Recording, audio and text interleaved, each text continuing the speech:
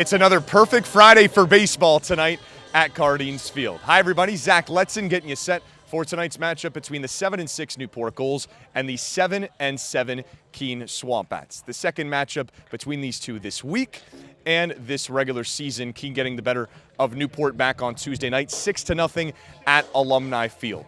Newport looking to avenge that loss and a 4-game losing streak here tonight at 6:35. But before that, our pregame coverage gets rolling right now here on the NECBL Broadcast Network. All right, back here on the Gulls pregame show, time for the manager show. Zach Letson joined alongside Gulls skipper Frank Holbrook. Coach, your team fell in their last game on Wednesday, but showed a lot of fight. 4 runs in that 8th inning, ended up falling 6-4. What do you think it says about that character, giving up 4 runs in the top of the 8th, but coming back and scoring 4 and really making it a ball game down the stretch? Yeah, when you look at that game in itself, the first 7 innings really didn't go our way offensively. But if you look back prior to that game itself, it's been a stretch of that for us for 2 or 3 games where whenever we're hitting balls hard at people, we're lining out in the double plays and just not getting big hits in the right spots. And I think it wasn't only 7 innings of that, it was a couple days of that. And to see them still stick with it and give us a chance there late, it was encouraging. They're a good group of kids. They like to work at it. They enjoy each other's company, and they truly do care about the product they put on the field. So proud of them, not worried about what's coming forward, and just excited to play again. Well, like you kind of touched on it, it's clear the talent was there. Maybe a little unlucky, some hard-hit balls right at fielders. It's like 8 innings to get a run on the board on Wednesday. What's it going to take tonight to try to get the offense going early? Yeah, a lot of the same characters have been producing at the plate. We got a couple new guys coming back from some injuries that we project to hit in the middle of our lineup, and I think if they can come in and stay healthy, it's really going to stretch our lineup out and create a 1 through 9 offense that's tough to pitch to. So just looking to get going. Hitting's contagious. You saw it at the end of that game the other day, and hopefully we can carry it into today's game.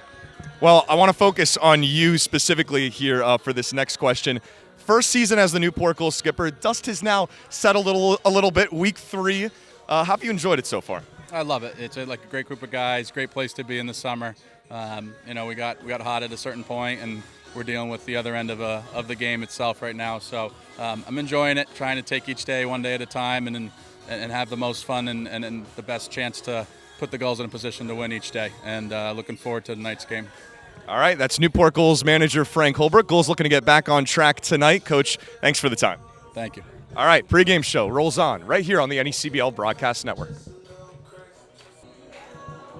Well, Mississippi State fans are going to be pretty happy about the guy over to my left. It's Newport Gulls outfielder Colton Ledbetter here on the NECBL pregame show. Colton, take me through that decision. You have an excellent year at Samford, lead the team in home runs, RBIs, every offensive category imaginable.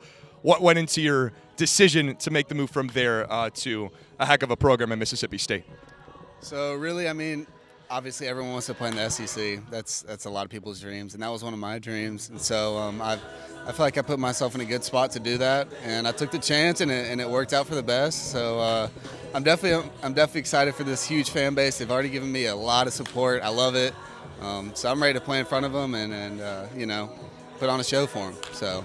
Yeah, a lot of love on Twitter for Mr. Colton Ledbetter, but since arriving here at Newport, this is a pretty different park from a lot of those that are in the SEC. Pretty funky, high walls, but you like playing here. Home runs in 3 straight games at home. What do you like about hitting here and playing at Cardines Field?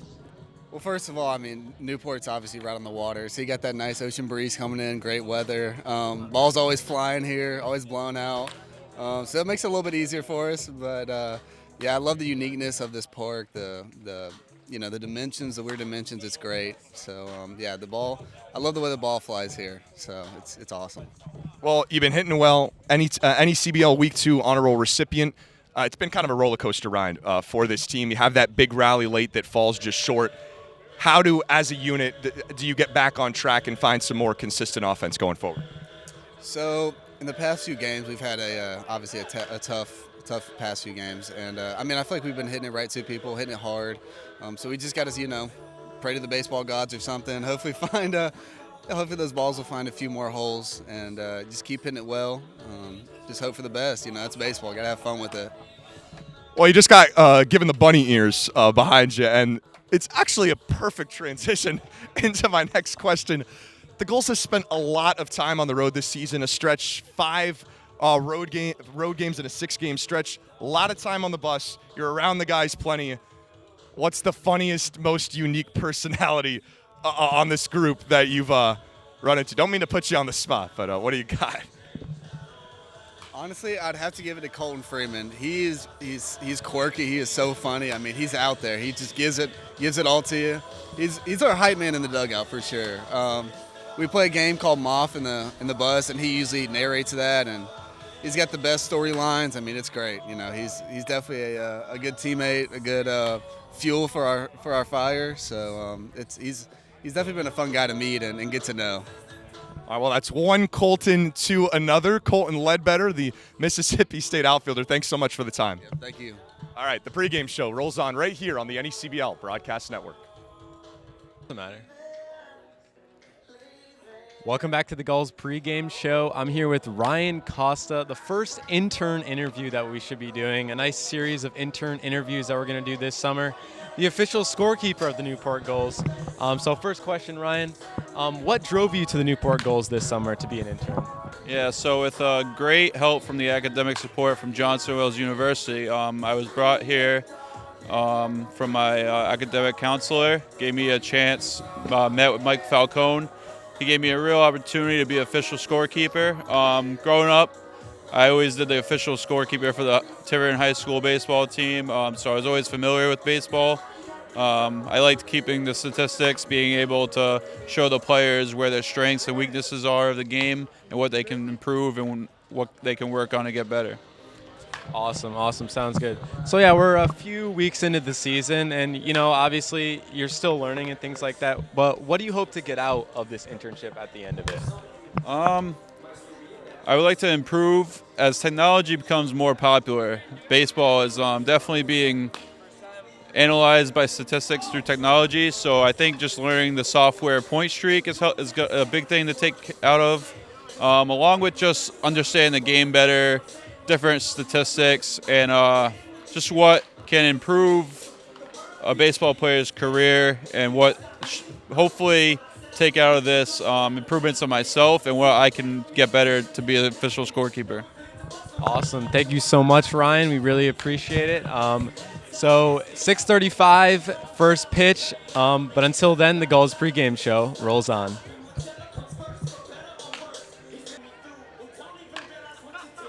Welcome back to the Gulls pregame show. I'm here with the pitching coach of the Newport Gulls, Dan Gosofsky.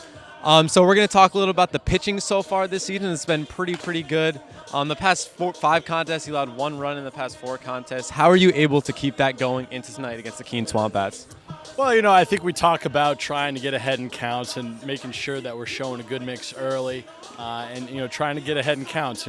Baseball is a game where you play defense with the ball in your hand, and we have the ability to control some counts and get ourselves in good positions, and I think that's kind of where it starts. Jake threw quite a ball game the other night. It was just 2 pitches that got away from him, and frankly, that's something that we're going to be okay with moving forward because he was up in counts. I mean, gosh, he only threw 65 pitches through 7 innings. So, we're excited where that's going, and I think over the long run, we're going to be all right. Yeah, you mentioned Jake Garland. Jake Garland was our player of the game last game. He had a terrific game, 5 no-hit innings. Just as you said, 2 swings that really just killed the ball game. What did you like about his outing last time? Oh, kind of like how we just talked about. He controlled counts. He was, throwing strikes early. And he's also, has a great job of manipulating the baseball in the zone. A lot of uncomfortable swings from those guys. It's not just strikes, it's good strikes. And, I think moving forward, there's 2 pitches that he wished he had back, but something we talked about was, in that 8th, we walked the first 2 batters of the game, which is not controlling counts, right? So, I think, we tighten up some of those things and, maybe those 2 swings don't hurt as much moving forward. Yeah, for sure. So moving on tonight, Colin Lowe on the mound for his 3rd start of the season against the Keene Swamp Bats. He pitched 5 innings in his last 2 outings. What are you looking for him to improve on in his 3rd start? Well, what we talked about last outing with Colin is that, on 2-2 counts, he was a little predictable. When he was early in counts, he got some good swings, but once, we had a tough at-bat or 2, we gave in just a little bit. from a pitch calling standpoint and also from a pitch making standpoint. So, I think the emphasis on today's start is to see, if we can win some of those deeper counts while, also drawing some weaker contact early. Awesome. Thank you so much, Coach. We really appreciate it. But first pitch, 6:35. But until then, the Gulls pregame show rolls on. Time for the Broadcasters Roundtable here on the NECBL Broadcast Network. Zach Letson joined alongside Keene Swamp Bats broadcasters Ryan Dio and Ethan Birch, and the field reporter for the Newport Gulls, Caden Sharpens here. Guys, I'll start with you. These two teams pretty familiar with each other. Last played on Tuesday. A good night for the Keene Swamp Bats as they got the best of Newport out at Alumni Field 6-0. Yeah, it was a good win for the Swamp Bats and all. They got the offense going early, and they had their ace behind them in Michael Ross. So Ross set the tone, got through 5 innings, 5 strikeouts. He did his job in that sense. And the Swamp Bats went out early. All those runs came in the first 3 innings. So, another hot start for the Swamp Bats tonight would obviously be key in this one. You're really looking to be consistent on offense. Swamp Bats are kind of crawling towards that as we get in toward the middle of the season here in the NECBL. But, this is another test between two teams who are really desperate for a win. Yeah, two teams that are desperate for a win, up and down seasons kind of, Ryan. Newport 7-6, Keene 7-7, and a tough loss last night for the Swamp Bats out in extra innings against the Waves. A tough loss last night for sure. The Bats were alive, 3 homers, but combined between the two sides, holding it out for all 9 innings. The Keene pitching staff only allowing 2 hits. Errors did come back to bite us, and we lost it in the top of the 10th inning. Tough extra innings loss. Caden, Newport's in that same boat. They fought late, came up just short. That's kind of been what it's been like for Newport, these tough losses, but showed a lot of character late with that 4-run 8th inning and the 2-run loss. Yeah, I think that's exactly it. I mean, they started getting the offense going to the end of the game. I think that's perfect. You carry that over to the beginning of this game, and you got to keep going. As we said, turn that tide. It was slowly turning towards the end of the game. There was minimal offense at the beginning of the game, but then we started seeing the bats getting going, and that was at the end of the game. I think that is a good sign for tonight. All right, getting closer to 6:35. The two teams with the most NECBL titles. The latest chapter is written tonight at 6:35. We'll see you up in the booth.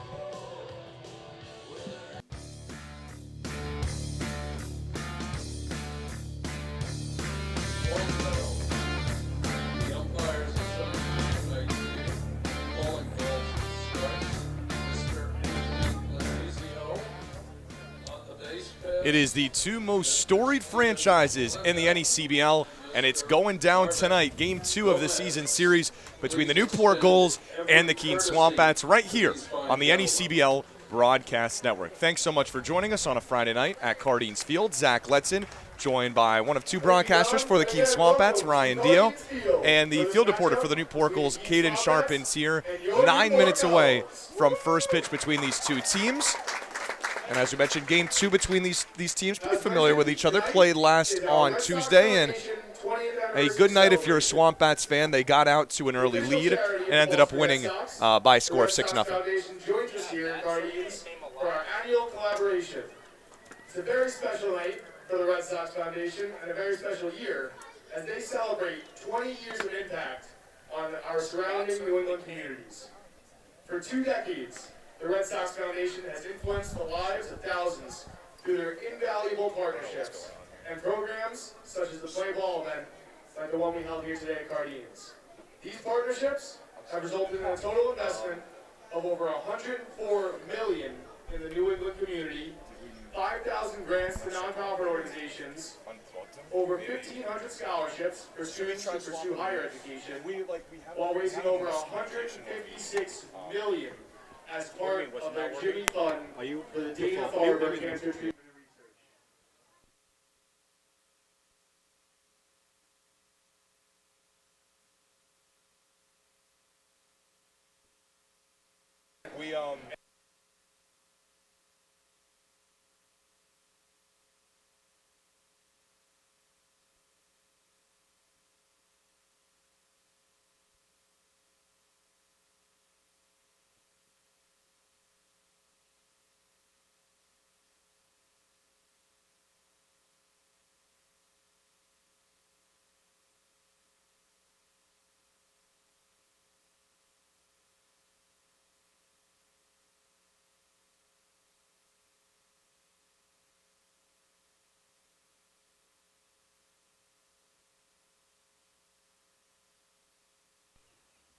inception, the foundation provides grants to nonprofit organizations, so it's with great honor and appreciation that I introduce Honori Pichardo from the Red Sox Foundation to present a check for $5,000 to the Newport Gulls and the Keene Swamp Bats.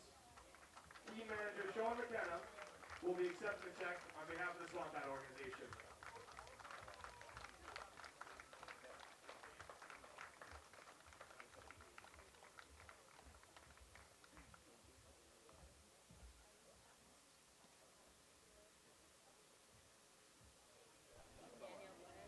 To throw out tonight's ceremonial first pitch, on behalf of the Red Sox Foundation, is Honorio Pichardo.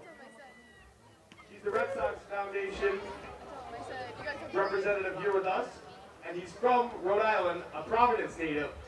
He graduated in 2015 from the University of New Haven and has worked his way all the way up to the great city of Boston. He's a critical facilitator in today's play ball event, and he works tirelessly to support the Red Sox Foundation. Also, his favorite player growing up was Nomar Garcia-Parra, so it's a dream to work for the Red Sox. Let's see what you got. That's how he works for a baseball team.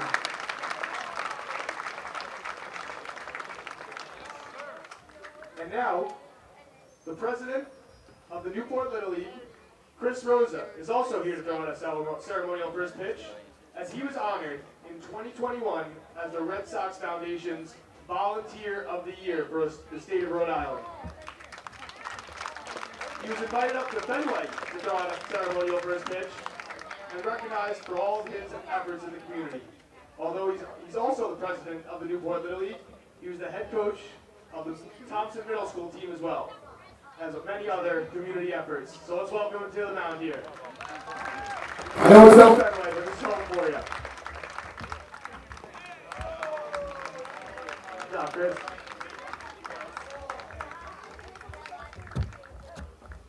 Now at this time, I'd like everyone to please rise and remove their caps. Here with us to present the nation's colors is a cruiser and member of the police department from Newport, Rhode Island, as well as our very own mascot Gully.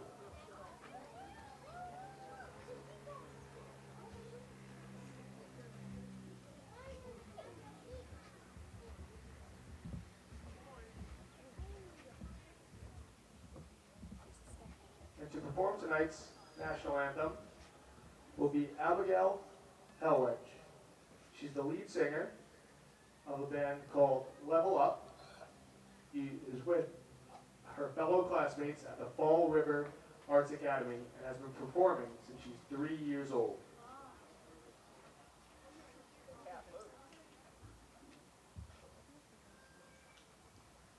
Oh, say, can you see by the dawn's early light what so proudly we hailed at the twilight's last gleam? Stripes and bright stars through the perilous fight, for the ramparts we watched were so gallantly streamed, and the rocket's red glare the bombs bursting in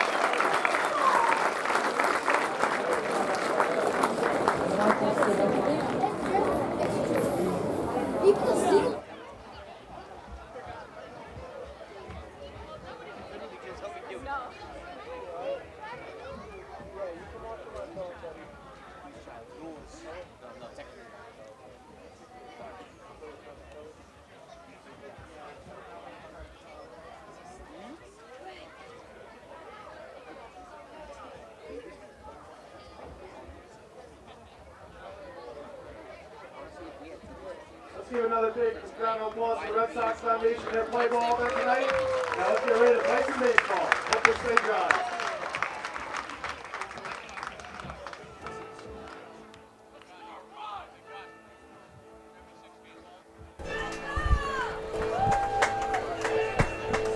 We are moments away from first pitch at now a rainy Cardines Field. Welcome you back to the NECBL Network. Tonight's pregame festivities have concluded, and we are ready to go. Zach Letzen, Ryan Dio, and Caden Charpentier previewing matchup number 2 between these teams. And we appreciate you guys sticking with us. Had a couple technical difficulties up here in the booth, but Ryan, we were talking about it. These two teams have played already this season, and just 3 days ago, and Keene came out swinging 5 runs in the first 3 innings. They end up winning the game 6-0. Yeah, and the key really is just getting through to starting pitching and forcing teams to go to their bullpen. That's when you find that stuff really starts to come apart. You put pressure on early, and you just keep applying it throughout the game. Luckily, 6 runs was enough. Our pitching staff did their job, shut out Newport on that Tuesday night game, and we're looking for that same success here tonight. Well, it was Newport allowed just 1 run in the last 6 innings of that game, and offense has kind of been a work in progress for this team. Caden shut out that night, and then I was a little bit too late, but found some magic down the stretch in that loss 6-4 against the Mainers on Wednesday. Yeah, exactly. Found some magic late in the game. That is exactly what I think the Gulls needed. Obviously, as we talked about in the broadcast here last time, the result wasn't there, but you could see that there was improvement. Obviously, you left bases loaded in the bottom of the 4th inning. That's definitely concerning. But they build on that, and they were able to score 4 runs and fight back in the 8th inning. But they ultimately came up short to the Mainers. But tonight, hopefully, it's a different story for the Newport Gulls. Well, rain's really coming down here on Friday night in Newport. We are crossing our fingers that we will still get this game in. We are still, as of right now, on schedule for it to happen. It is currently 6:35 Eastern Time here in Newport. And so while we have the moment, we can give you the starting lineups, assuming that this game will get underway. Ryan, how will Keene look this evening, sending their starting 9 here to Newport? So we're shaking it up a little bit. Keene fans back home. We're used to Lucas Costello being in that leadoff spot. He's going to take the night off. We're going to start with his teammate at Wake Forest, James Broderick. He'll be leading off, playing shortstop. Then on to Tony Santamaria at 3rd, Dan Cavino at 2nd, Garrett Rice over at 1st. Jackson Ross getting the night off from the field tonight. He'll be DHing in the 5 spot. Jaden Brown in right, Zach Whitaker in left, Jake Berg behind the dish, and then TJ McKenzie in center field. They'll be facing Colin Lowe on the mound, and well, I wish we had a clear answer as to what the current plan is, but we have both head coaches gathered at home plate, as they always do, exchanging lineup cards with the umpires. But the Keene bullpen has started their trot back to the Keene dugout, and that's never quite a good sign, is it? It's definitely not, but I respect the moving to the dugout. It's definitely a long bus ride home when you're soaking wet, so I don't blame them one bit for making that move. I'm sure we want to get this game, and it's about, give or take, a 3-hour drive from Keene, New Hampshire, Alumni Field. These two played a game. We did not have any weather issues on Tuesday, and luckily the Gulls have not had a home game get rained out. They did have one road game get canned against the North Shore Navigators that had to later be made up, but just kind of a sight that you don't want to see after such a long drive. We want to play 9 here. Well, we want to play 9, but you know what? I've never really had the chance to explore Newport, even though I am a Northeaster. I am from upstate New York. I've never had the chance to explore Newport, so maybe in the event of a rain out, might get that chance. Well, the umpires still gathering here at home plate, waiting on an official word. Newport has not taken the field, and that not what you want to see. A little cause of concern. It was really after the national anthem, it turned into from a sprinkle and a drizzle into a heavier rain. The Gulls are still gathered in preparation to take the field, and there's Colin Lowe, the Newport starting pitcher, coming out with his team, so you can get a look at Newport in their Friday orange uniforms, like what the Boston Red Sox used to do, where those Friday Reds, and the Gulls have taken the fields. They're going to try. We're going to try to play baseball. This rain is not letting up. A good crowd on hand here at Cardines Field, And the Gulls have taken their home field for the first time this evening. Let's give you the Newport defensive alignment. Starting in left field and wearing number 6 instead of wearing number 22, Spencer Smith. Colton Ledbetter, the Week 2 NECBL Honor Roll recipient, plays in center. Alec Makarevich, the East Carolina Pirate, in right field. Left to right across the infield, Slade Alford at third, Josh Kuroda-Grauer at shortstop.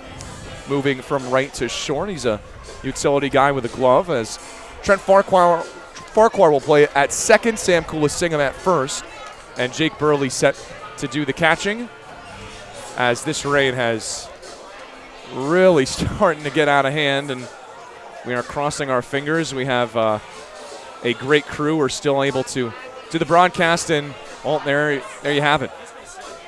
Gulls are sprinting back to the dugout. I cannot say I'm surprised.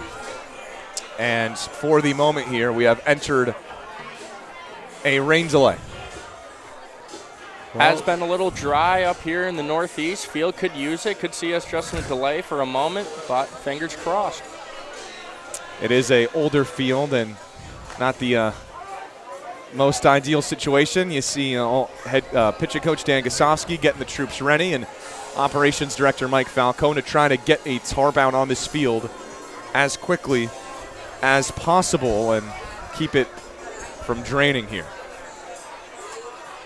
Last time we had rain here, it was a little bit of a project to get it off the field before we played the Waves here. So hopefully this doesn't take too long. Well, we will keep you updated. It is 6:40 Eastern time. This game was scheduled to start 5 minutes ago, and because of the relentless pouring rain, we have entered a rain delay. So we will take a short break here and come back, and hopefully with some good news about an update. But currently here at Cardines Field, the scheduled 6:35 start time has been pushed back between the Keene Swamp Bats and the Newport Gulls. We'll be back when we have an update for you here on the NECBL Broadcast Network.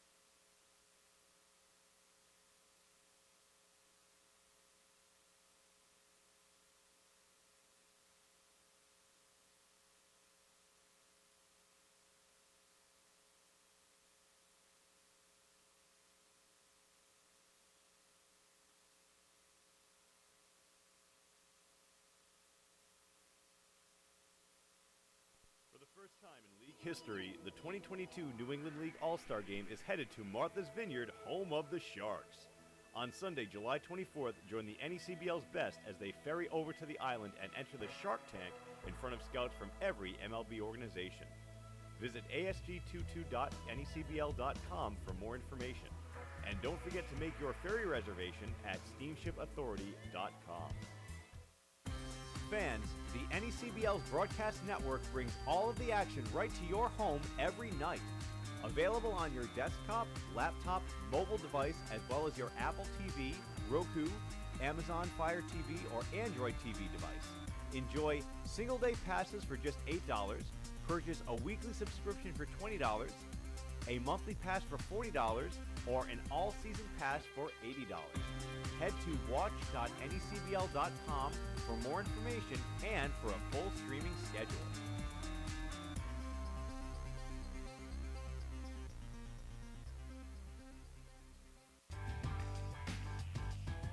Franklin Sports is proud to be the official batting glove of the New England League. This summer, the NECBL and its 14 organizations join over 200 major leaguers by wearing custom Franklin batting gloves as members of the Franklin family. To design your own custom pair of batting gloves, visit franklinsports.com and join the fam. Franklin is the official batting glove of the New England League.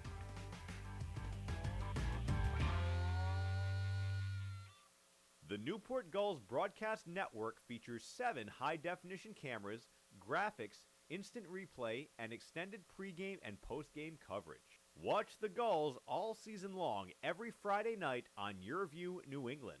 Be sure to follow the Gulls all season long on our social media accounts at Newport Gulls on Twitter and Instagram, and Facebook.com/Newport Gulls, and subscribe on YouTube.com/Newport Gulls for the latest video highlights and exclusive interviews. The Newport Gulls broadcast network features 7 high-definition cameras, graphics, instant replay, and extended pregame and postgame coverage. Watch the Gulls all season long every Friday night on Your View New England. Be sure to follow the Gulls all season long on our social media accounts at Newport Gulls on Twitter and Instagram, and Facebook.com/Newport Gulls, and subscribe on YouTube.com/Newport Gulls for the latest video highlights and exclusive interviews. The chase for the Fay Vincent Senior Cup begins on Monday, August 1st, when the 2022 New England League playoffs begin. 6 teams will qualify this year, each of the 3 division winners and then the 3 teams with the highest winning percentages. The top 2 teams will receive a first-round bye, while the other 4 teams open things up with a single elimination wildcard round. The winning teams will advance to the best-of-3 series for the Final 4, and then the last 2 teams standing will match up in the best-of-3 NECBL Championship Series to compete for the league title and the right to hoist the Fay Vincent Senior Cup. We'll see you in August for the start of the 2022 postseason.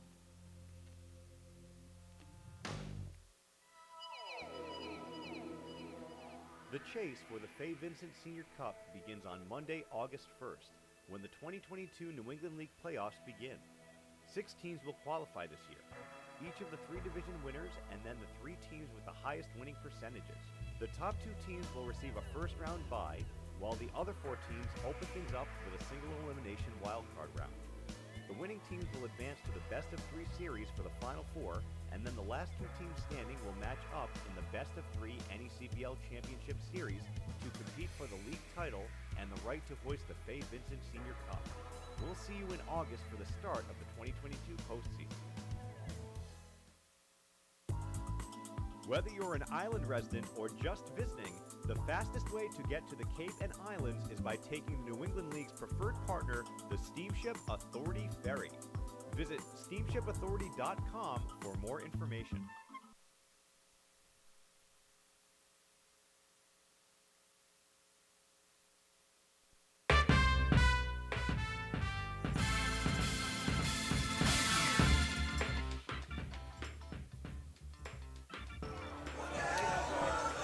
Well, as you can see on your screen, the tarp is being removed from the infield.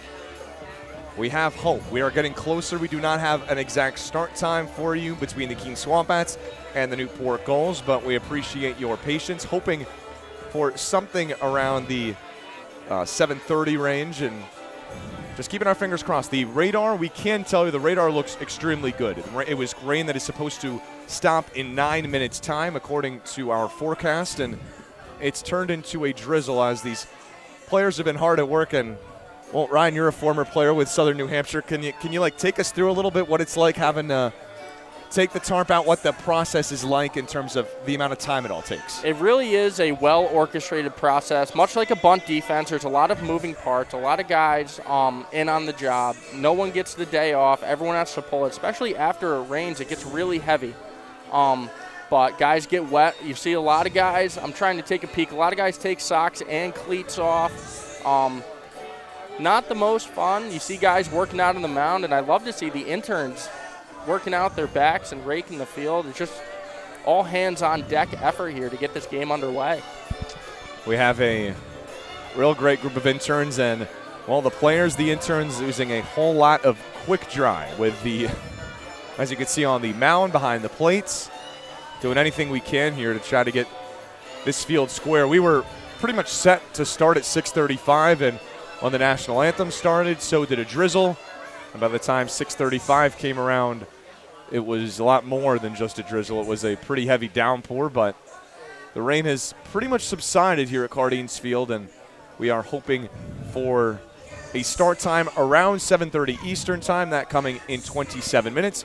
When we get an official announcement on that time, we will relay that right over to you guys. But again, thank you for your patience, and Gulls and Swamp Bats will be happening tonight in due time. We will have an update for you shortly here on the NECBL Network. As they ferry over to the island and enter the Shark Tank in front of scouts from every MLB organization. Visit asg22.necbl.com for more information.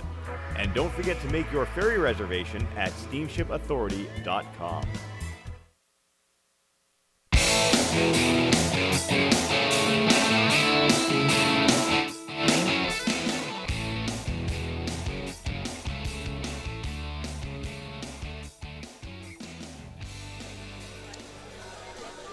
Well, we have finally made it. It is almost time for game time between the Newport Gulls and the Keene Swamp Bats. We appreciate your patience.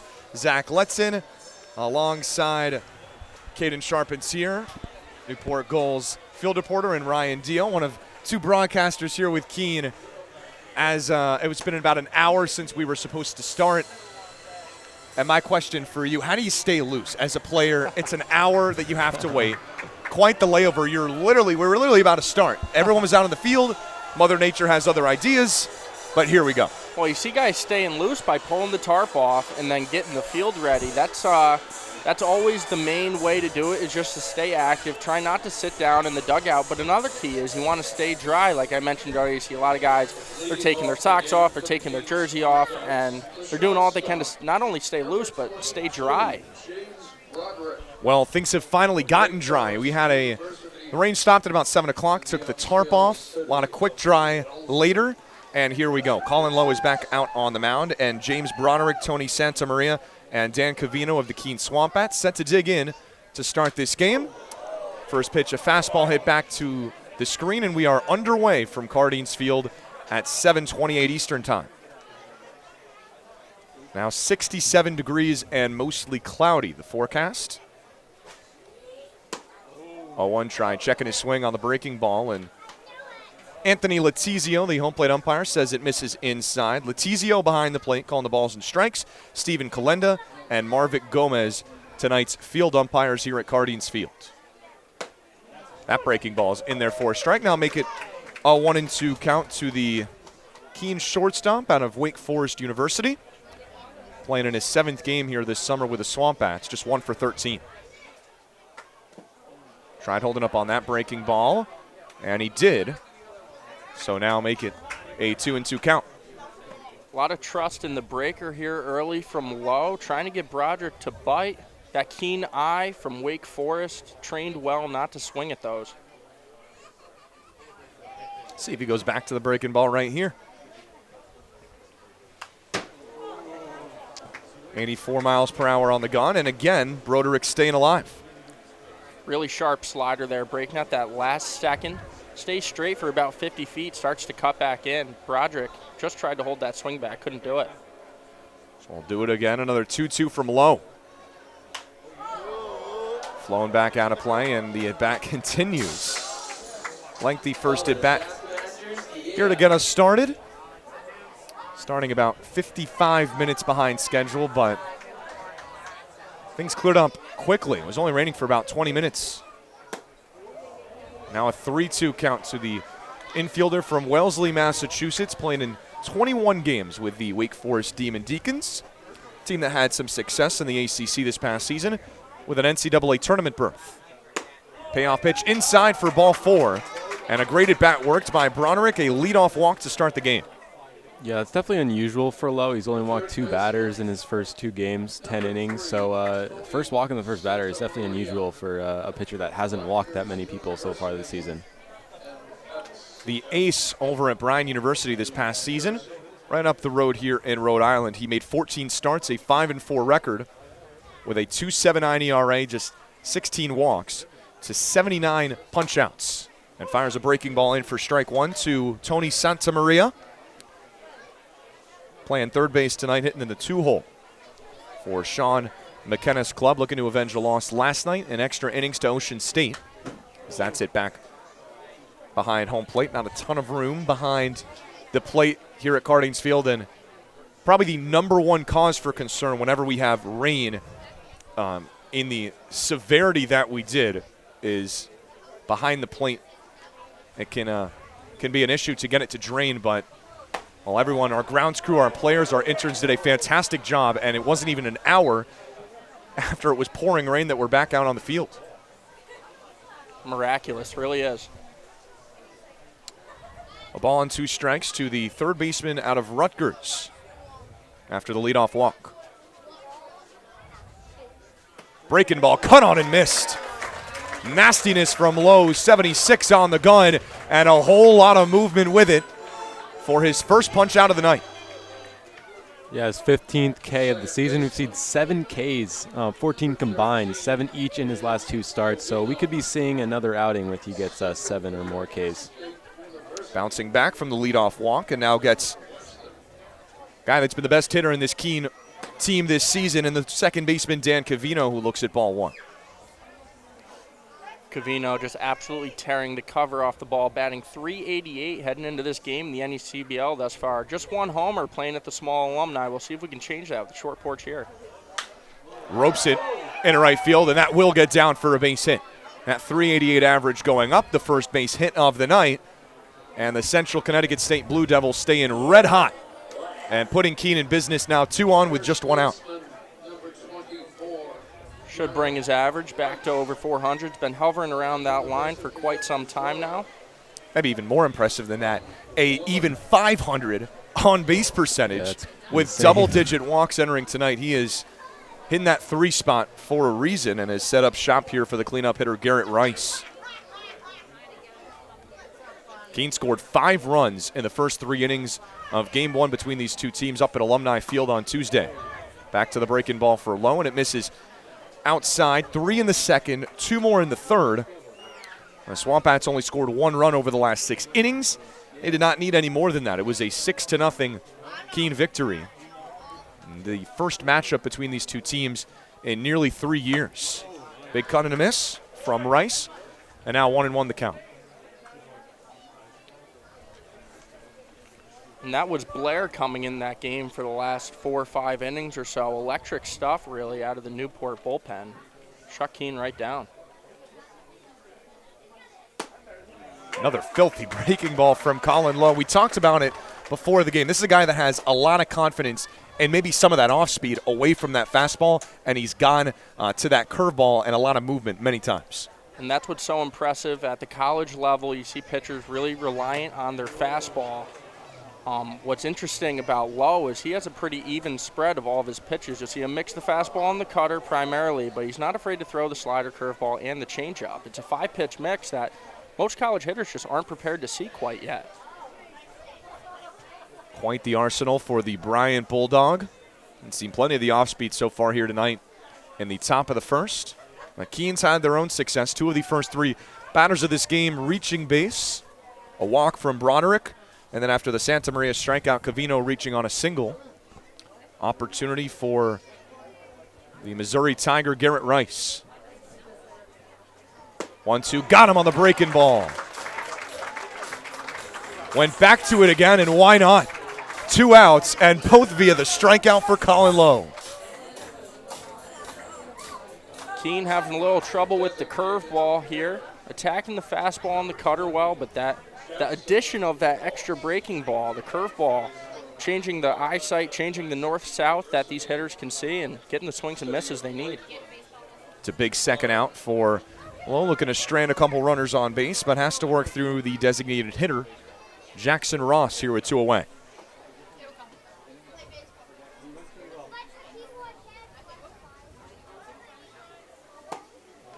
Back to the off-speed, 82 miles an hour for strike number 1 to Ross, a Florida Atlantic University Owl. And played in 57 games with a program that's seen a lot of success down in Boca Raton.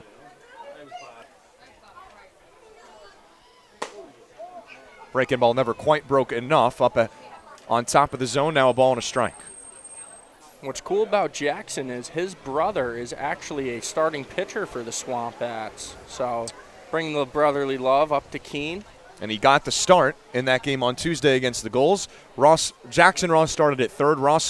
Michael Ross started on the mound. That was a pretty good tandem. Ross had a great game. Newport did not score a run. And Jackson Ross at third base was a part of a couple of the biggest plays of the game. Newport had the bases loaded in the fourth inning with one out before Ross caught a screaming line drive and ended up stepping on third to end the inning. Then the exact same thing happened in the sixth, as that's fouled away, when Newport had runners on first and third with one out. I think it's safe to say that Mike owes him one. It was an unlucky night for the Newport Gulls. A lot of hard-hit balls right at people, and that night, right at Jackson Ross. He's not in the field tonight as the Keene designated hitter.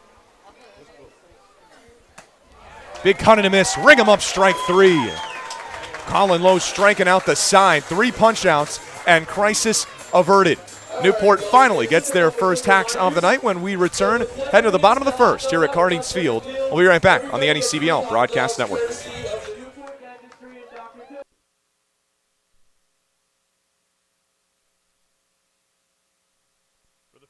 In league history, the 2022 New England League All-Star Game is headed to Martha's Vineyard, home of the Sharks.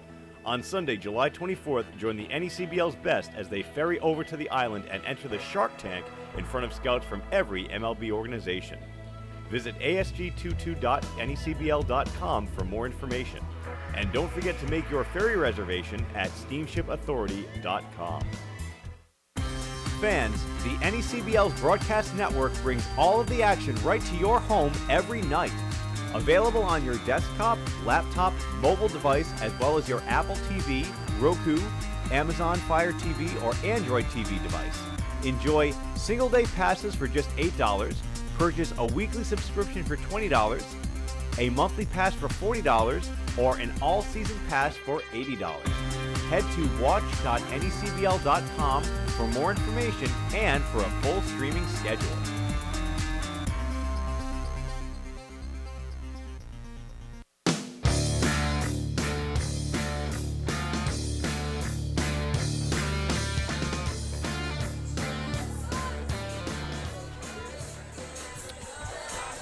Back here at Cardines Field, the rain has subsided. We are half an inning into this game, no score. Thanks for joining us on a Friday night here on the NECBL Network. Zach Letson, Ryan Dio, and Caden Sharpentier. Newport will step to the plate for the first time tonight, so let's give you the Newport Gulls starting lineup. Leading off playing first base, Sam Coolis-Singham, the dangerous hitter out of the Air Force Academy. Behind him, playing second out of Michigan State, Trent Farquhar. Jaron Wegner back in the Newport lineup for the first time in 11 games. Suffered an injury in Newport's first home game of the season, but the Creighton Blue Jay turned Arkansas Razorback is back for this team. He will be doing the designated hitting in the 3-hole. Colton Ledbetter, who we've talked about plenty, and you heard from in the pregame show, home runs in his last 3 games at Cardines Field. He does the cleanup hitting. Alec Makarevich behind him, playing in right and hitting 5th. Josh Kuroda-Grauer hits 6th and plays shortstop. Slade Alford hits 7th, playing 3rd. Spencer Smith hits 8th, playing left. And Jake Burley, the catcher, rounds out the order, hitting 9th. And on the bump for the Keene Swamp Bats, it is Noah Lewis. That gets the start, his 6th appearance, but his 3rd start this season. It's Coolis-Singham swinging first pitch, and a soft chopper handled by Rice over at first base. 1 pitch and 1 out. Rice at first. The rest of the defensive alignment across the infield for the Keene Swamp Bats. Santa Maria at third, Broderick shortstop, Cavino second, and left to right in the outfield, Whitaker in left, McKenzie in center, Brown in right, with Berg, the battery mate, doing the catching for Lewis on the mound. There's a strike to Trent Farquhar. Yeah, just Lewis, his 3rd start of the year. He's following a trend where he'll throw about an inning, maybe even less, as a bullpen. A couple nights before his start, that's what he did against Upper Valley. And that 10-0 loss for Keene, he ended up coming in with the bases loaded, cashed in a few of his teammate Caden Leonard's runs, but he got his pitches in to get himself prepared for the start. He is a starter. He likes his routine, and we expect him to strike out a lot of people tonight. Pitched 47 innings this past spring with the Maine Black Bears, and 18 games, 3 of them starts, a 3-2 record, 8.62 his ERA. Guy highly regarded by Perfect Game in the high school level. The #1 right-handed pitcher in the entire state in his class and the #4 overall player. Not bad. Farquhar smacks it to right, but it's tailing out of play. Yeah, Zach, we talked about this before the game. I mean, this lineup right now that the Gulls have, it's definitely like 6 deep. Like, you have players that are elite hitters in their own right, like 1 through 6, and then you have guys at the bottom that could also hit the baseball too. But now you get a walk, and the mystery man that we've been wondering, Jared Wegner, comes to bat. I've definitely been excited to see this man back on the field. Well, it was in his first at-bat of Newport's first home game that Wegner unfortunately came up hobbling on a ground ball. He ran out to first base. We've been getting word over the past couple days that he has been getting closer and closer to coming back, and here he finally is. Newport has been anxiously waiting for the unanimous Big East first-team selection. Who looks at a strike. Fantastic season over with the Creighton Blue Jays in Omaha, Nebraska. A .348 average in 49 games, 11 homers, and 52 RBIs. Real hot down the stretch. 10 hits in his last 5 games of the season.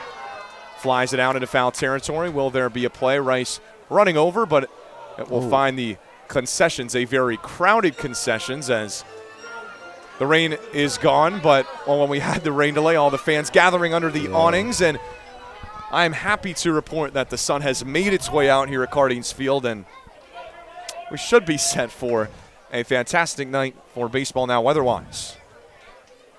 About an hour behind schedule, but here in the bottom of the first, as Wegner with a high chopper, it'll stay in fair territory. Santa Maria across the diamond, and in time. Waited on the hop for the second out. Definitely nice to see Wegner get to first base without getting injured. That's definitely it's a good sight to see. Obviously, it's something like that a lot of people do, but it's nice to see it. Productive out as Trent Farquhar makes the move to second base for the all-dangerous Colton Ledbetter. 4 home runs, 13 RBIs, both team leads, and a .313 average to boot. That's second on this Newport team. First pitch is outside. 1-0 to the now Mississippi State Bulldog from one Bulldog University in Samford to another.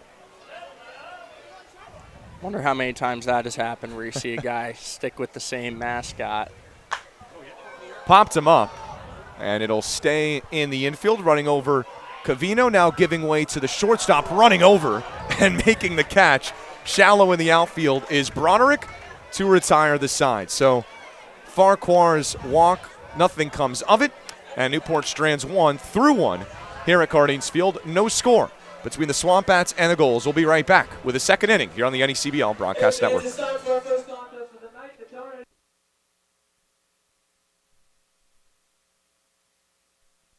First time in league history, the 2022 New England League All-Star Game is headed to Martha's Vineyard, home of the Sharks. On Sunday, July 24th, join the NECBL's best as they ferry over to the island and enter the Shark Tank in front of scouts from every MLB organization. Visit asg22.necbl.com for more information. And don't forget to make your ferry reservation at steamshipauthority.com.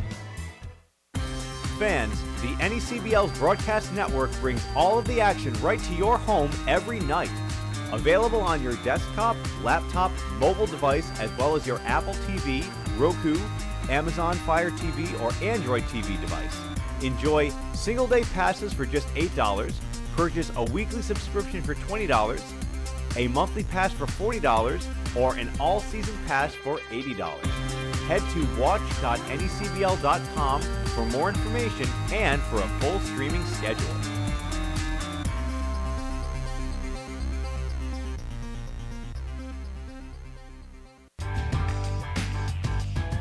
Franklin Sports is proud to be the official batting glove of the New England League. This summer, the NECBL and its 14 organizations join over 200 major leaguers by wearing custom Franklin batting gloves as members of the Franklin family. To design your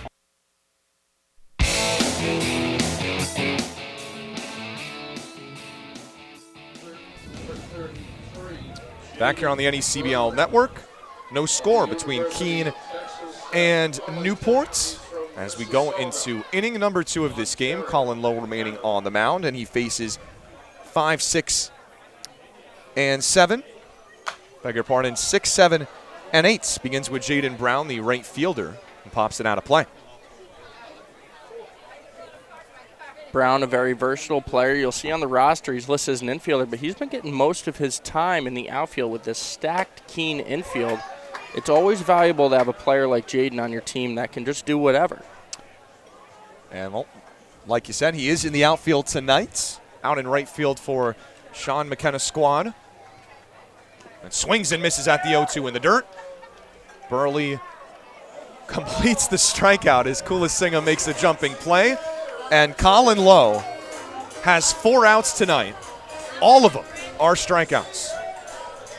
I mean, you touched on it, Zach. I mean, this guy is a strikeout guy. I mean, he right now that's passes him most strikeouts on the team. He pats Parachi. Now he has 18 Ks on the season. So this guy does get outs, and it's 100% via the strikeout. Very impressive stuff for the Bryant Bulldog, who's now pitched in just 11 1/3 innings and has that tally of 18 punch-outs. 79 Ks over with the Bulldogs in the spring, so maybe we shouldn't be surprised. Back to the breaking ball again. Nastiness in for the first pitch to Zach Whitaker, the left fielder.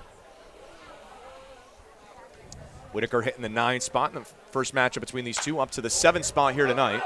Ropes it the other way, look out, into the stands, and I think it actually did stay in the stands in the top row of seats here. Fortunately, did not clip a fan up there, and it'll be a souvenir for a kid, as you see there on your screen. Kid looks happy. Oh, yeah. Got baseball after waiting for an hour, and kids have a smile on their face. Still a pretty good crowd, a pretty good turnout here at Cardines Field for the 6th game of the season here at home. Breaking ball is in there. Ring him up. Colin Lowe. Make it 5 punch-outs in an inning in 2/3. On a roll here to start. Not bad for Lowe here. Attacking again with that breaking ball. He's not letting these Keene hitters see a fastball that they can smash. He's making them time up the breaker, and not a lot of success thus far. See if Jake Berg has any luck, and back to another off-speed pitch low. He could not catch up to it. All right, this is impressive stuff. He's been strong for Newport this season, as we touched on. But this is as hot a start as any goal has had on the mound. Another swing and a miss. 2 starts this year. This is 3rd. He pitched 10 innings, 10 hits, 9 runs, 7 of them earned. And as we talked about, the 14 strikeouts, 7 in each of his first 2 outings. Here comes the 0-2. Just missing upstairs and out. And now a 1-2 count to Jake Berg. He did not play in game 1 between these two teams. Getting the start at the catcher in the 8th spot here tonight. Just staying alive on a little nubber out near the first base line. So we'll do it again. Yeah, it's like the starting pitching for the Newport Gulls has been like absolutely phenomenal. Like Jake Garland last time out was really, really good. Just 2 swings just really hurt the Gulls. And then you had a no-hitter through 6 innings, and we ended up losing the game. So, I mean, the Newport Gulls starting pitchers are doing their job. It's just got to execute when it comes to the plate. 1-2 from Lowe. Just a tad low. Now a 2-2 count. Deuces wild here at Cardines Field. Top of the 2nd inning. And Colin Lowe has 5 strikeouts. Looking for a 6th right here. Fastball runs a bit inside. Now a full count coming. This game began with a walk to James Broderick. Cavino singled 2 batters later. The 2 lone Keene base runners here so far tonight. Breaking ball is just upstairs and out, says home plate umpire Anthony Letizio. So there is the 2nd walk of the night for the Keene Swamp Bats, and it keeps the inning going here. And it's really tough to have one without the other. You see guys come out and strike people out. You don't get a lot of strikeouts by throwing the ball in the zone, believe it or not. You have to miss to get those swings and misses, and that's exactly what's happening here. You want to get these high strikeout totals, 5 through 1 2/3. You got to expect a few walks to come along, so let's see if he keeps missing some bats. See if TJ McKenzie, the batter, can take advantage, and he looks at ball one. Yeah, Lowe now walked the same amount of batters in his first 10 innings in this game in the first 1 2/3 innings. So it's pretty interesting walking. Obviously, it's not like a characteristic that he possesses, but hopefully he gets a little bit more control. 1-0 a hard chopper and through for a base hit. McKenzie aboard with a second Keene base knock of the night.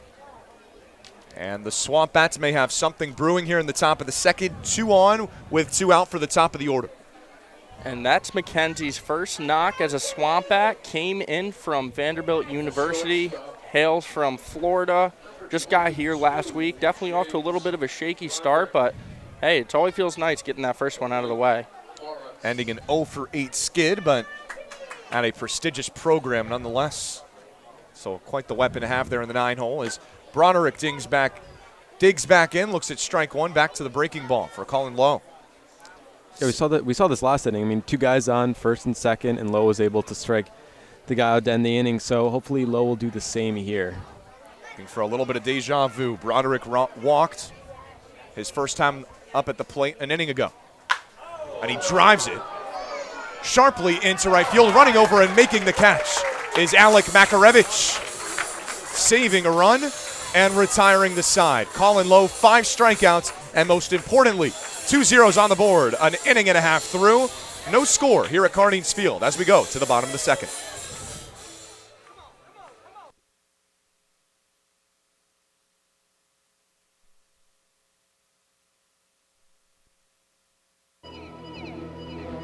The chase for the Fay Vincent Senior Cup begins on Monday, August 1st, when the 2022 New England League playoffs begin.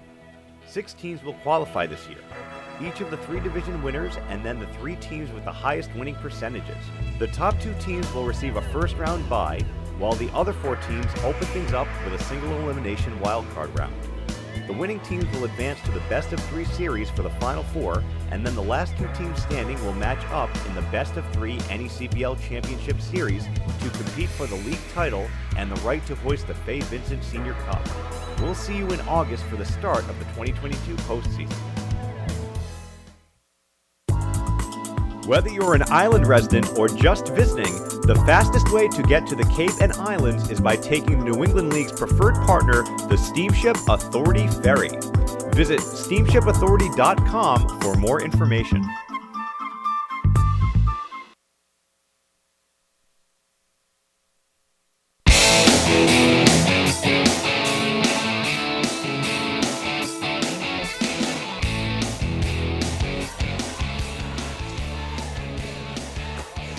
No score as we go to the bottom of the second here at Cardines Field. And what has turned into a nice night for baseball. The sun is out, coming to its descent.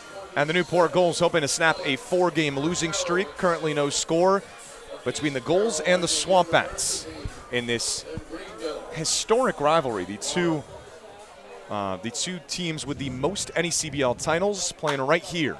Alec Makarevich, Newport's leadoff hitter, skies the first pitch he sees. Out on the infield, coming in is Cavino, and he makes the catch.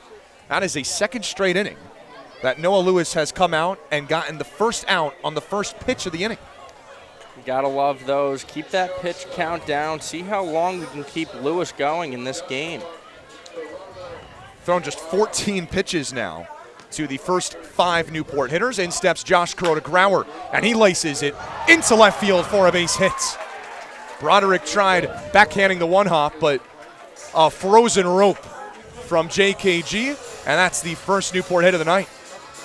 Yeah, we just talked about it. Obviously, the Newport Gulls lineup is so deep. You really can't take a break when you get to that number 6. I mean, Josh Kuroda-Grauer was in all over the lineup, but usually stays in that 2-hole. So you really have a 2-hitter in the 6-hole, so it's really valuable for Frank Holbrook. 90 miles per hour off of the bat of JKG. For some context, the Swamp Bats hit a home run against the Newport Gulls the first time these two teams played, as Slade Alford checked his swing. It looked like it got the bats. But for some context, as I was saying, Tamani, the shortstop for the game for the Keene Swamp Bats, hit a home run that went 85 miles per hour. And JKG with a harder hit ball on the ground for a 1-out single here in the bottom of the second. Hey, people say what they want about Alumni Field, but hey, both teams get that same center field. You're absolutely right. Slade Alford quickly behind, no balls and 2 strikes. Hitting the 7 spot Wednesday for Newport. Looks at ball 1. And got the 8th inning rally started for the Newport Gulls. 1 for 4, but a big single. He came around to score. Newport had its first 3 runners reach, and then Colton Ledbetter with a 2-run shot as Alford crushes this high and deep into left field, ranging back the left fielder, and this ball's out of here. Slade Alford, for the 3rd time this summer, crushes one. And the Gulls get the party started. 2-0 Newport. Yeah, you said its first home run since that 17-1 win against the Martha's Vineyard Sharks. As he flaps the wings at home plate, just energizing this Newport offense. You love to see it get on the scoreboard early. Hopefully they could build on this. That ball was crushed. Triple digits, 100 miles an hour off the bat. 400 feet for Slade Alford. I have to check, but those very well could be records for the Newport Gulls, at least at home this season. Starting with a bang here in the 2nd inning, a 2-0 lead and a strike to Spencer Smith. Yeah, no doubt about that one. That one's out at every field in the NECBL along with all 30 Major League parks. So no cheapy Keene home run there. Right on cue. We were talking about the home runs, and a 2-homer game for Alford, like you said. Out came 10 days ago for the Gulls. His first home run since, and Newport continuing to showcase their power here at their home field. As there's a ball to Smith. 3 straight games with a home run for Ledbetter. Of course, game 1 of the season here at home, Sam Kulisingham hit 2 home runs. So if you come to a home game at Cardines Field, more than likely you've seen a long ball. Smith on the ground to first base. It stays fair. And over there making the play, Garrett Rice for the 2nd out.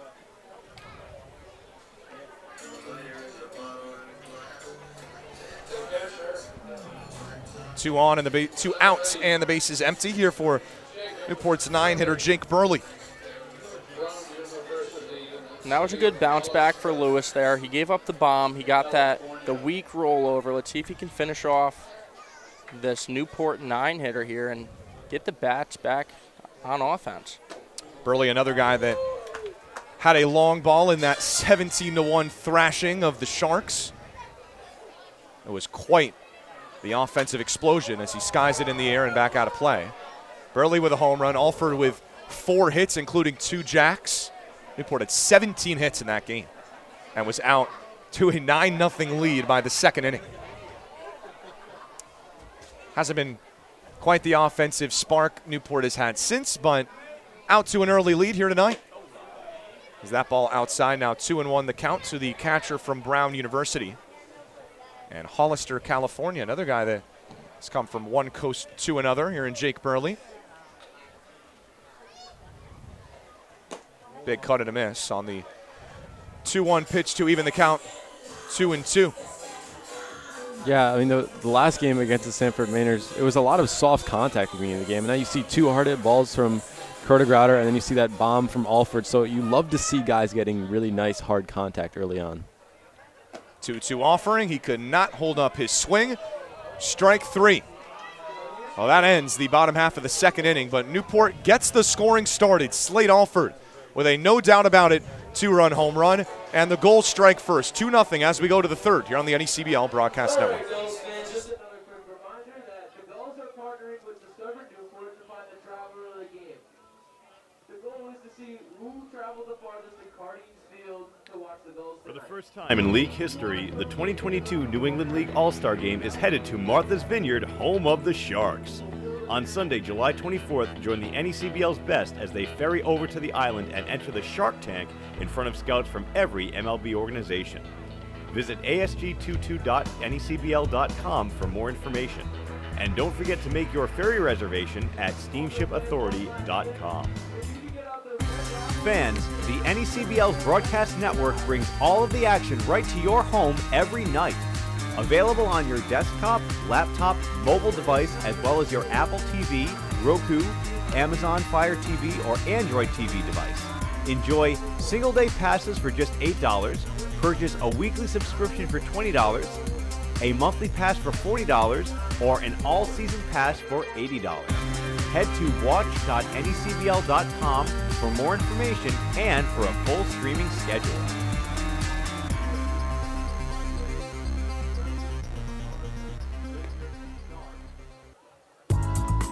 Whether you're an island resident or just visiting, the fastest way to get to the Cape and Islands is by taking the New England League's preferred partner, the Steamship Authority Ferry. Visit steamshipauthority.com for more information.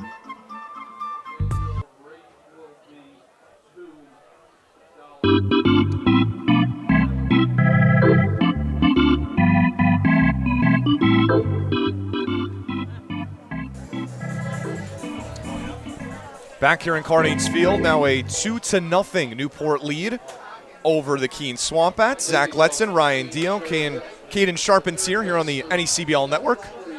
And after an hour delay, the sun coming back out and some Newport fireworks coming with it off the bat of Slade Alford. A 2-run home run in the bottom of the second to start the scoring. And Colin Lowe out for his third inning of work. Fires one in the dirt to Tony Santamaria, the Keene two-hitter leading off the inning.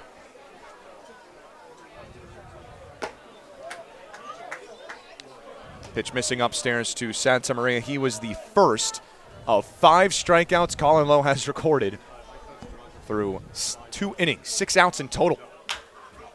Chops it on the ground. Alford, an easy play over at first for out number 1.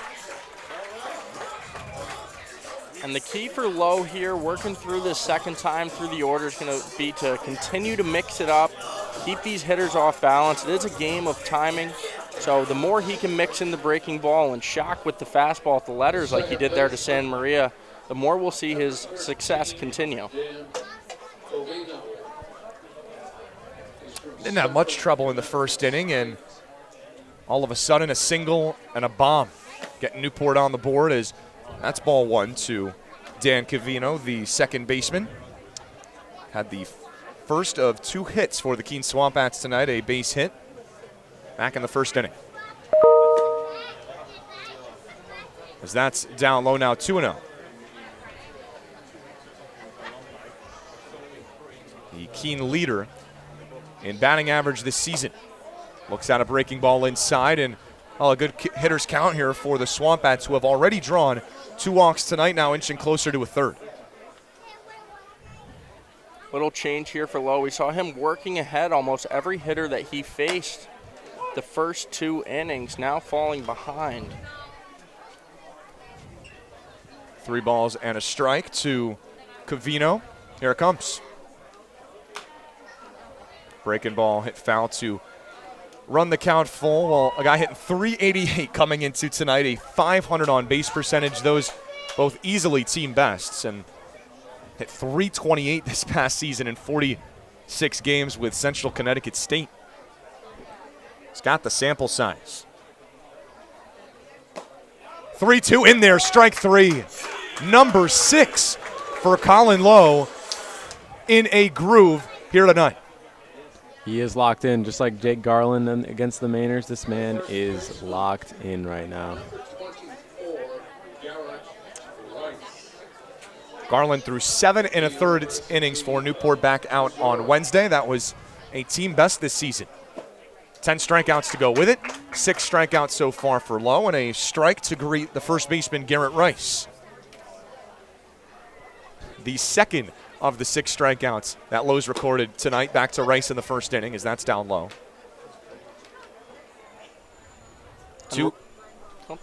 We're really yet to see Lowe throw his fastball, almost strictly cutters and curveballs here to this Keene lineup. That pitch outside, pitch number 54 for Colin Lowe. 32 strikes, 20 balls. Beg your pardon, that is 52. But out ahead quickly here. No balls and 2 strikes.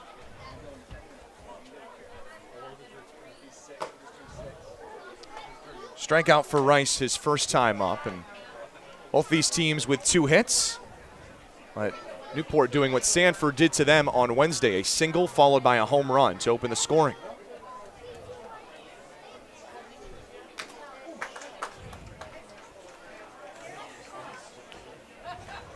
Now a full count to the first baseman.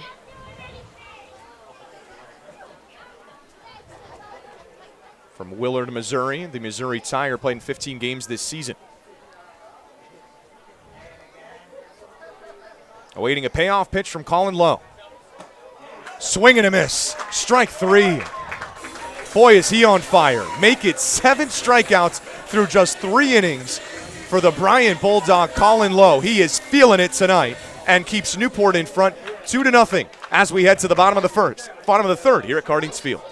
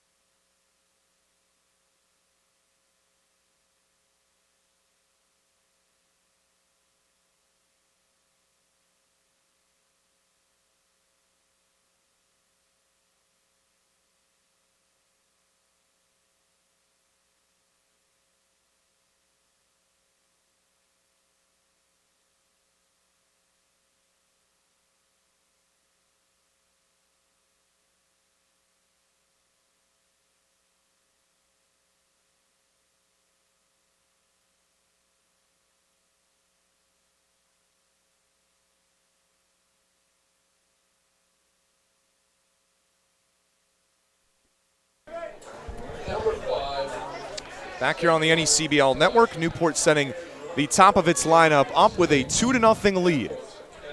Here on a Friday night at Cardings Field, the clouds have departed. It is a gorgeous night for baseball. As Noah Lewis back out on the bump through 2 innings, out for his 3rd inning, fires ball 1. Working quickly as Kulisingham fouls it back out of play. He grounded out on the first pitch of the bottom of the 1st inning for the first out, but quite the dangerous hitter. The Mountain West Conference Player of the Year out of Air Force Academy. Looks at another ball right there. Now 2-1.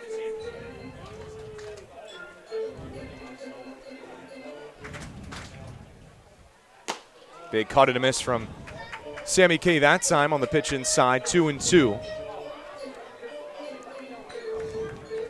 Up from the 3 spot on Wednesday to the top of the order tonight and went 1 for 4 in that loss to the Mainers. That's in there for strike 3. Well, just the 2 runs in the 2nd inning, but just 2 hits for Newport so far. And Noah Lewis with a swift and nice looking breaking ball there for out number 1. Yeah, really good change of pace there for Noah. Haven't seen him work that curveball too much this inning. Maybe taking after his opponent, Colin Lowe.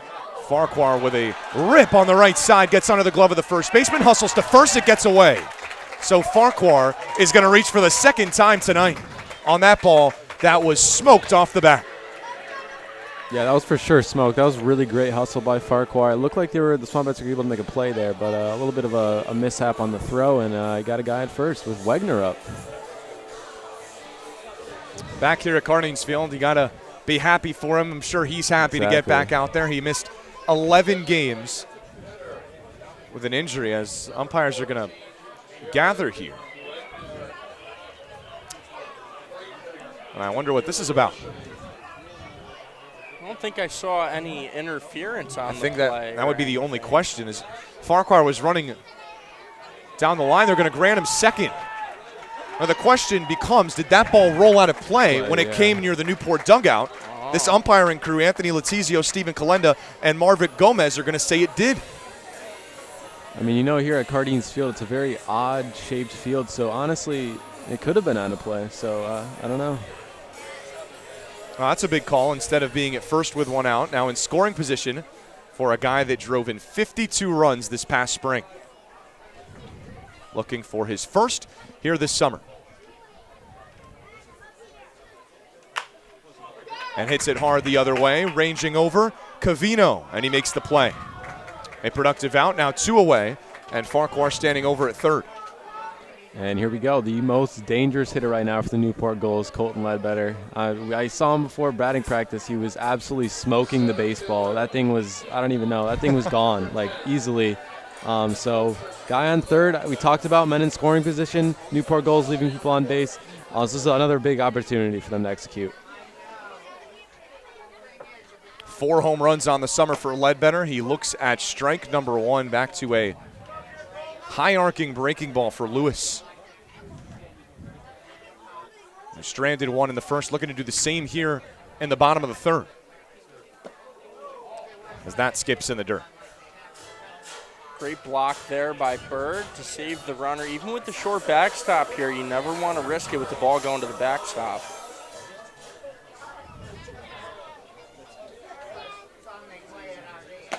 Could not hold up on his swing. That pitch tailed late inside. Some nasty movement from Lewis, and now he's ahead 1-2.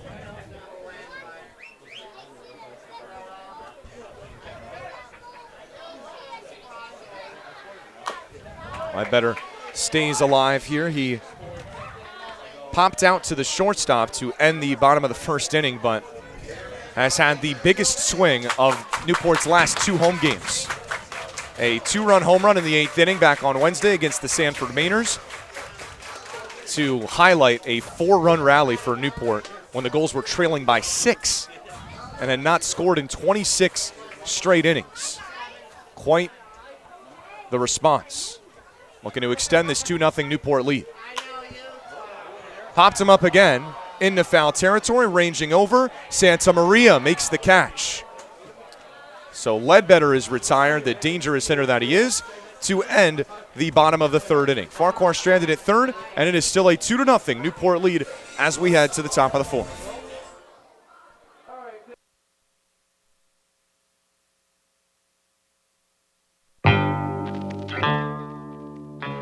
The chase for the Fay Vincent Senior Cup begins on Monday, August 1st, when the 2022 New England League playoffs begin. 6 teams will qualify this year.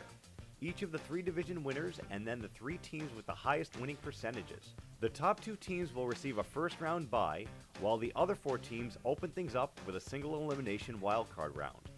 The winning teams will advance to the best-of-3 series for the Final 4, and then the last 2 teams standing will match up in the best-of-3 NECBL Championship Series to compete for the league title and the right to hoist the Fay Vincent Senior Cup.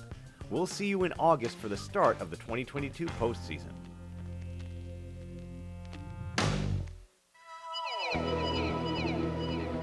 The chase for the Fay Vincent Senior Cup begins on Monday, August 1st, when the 2022 New England League playoffs begin. 6 teams will qualify this year. Each of the 3 division winners and then the 3 teams with the highest winning percentages. The top 2 teams will receive a first-round bye, while the other 4 teams open things up with a single elimination wildcard round. The winning teams will advance to the best-of-3 series for the Final 4, and then the last 2 teams standing will match up in the best-of-3 NECBL Championship Series to compete for the league title and the right to hoist the Fay Vincent Senior Cup. We'll see you in August for the start of the 2022 postseason.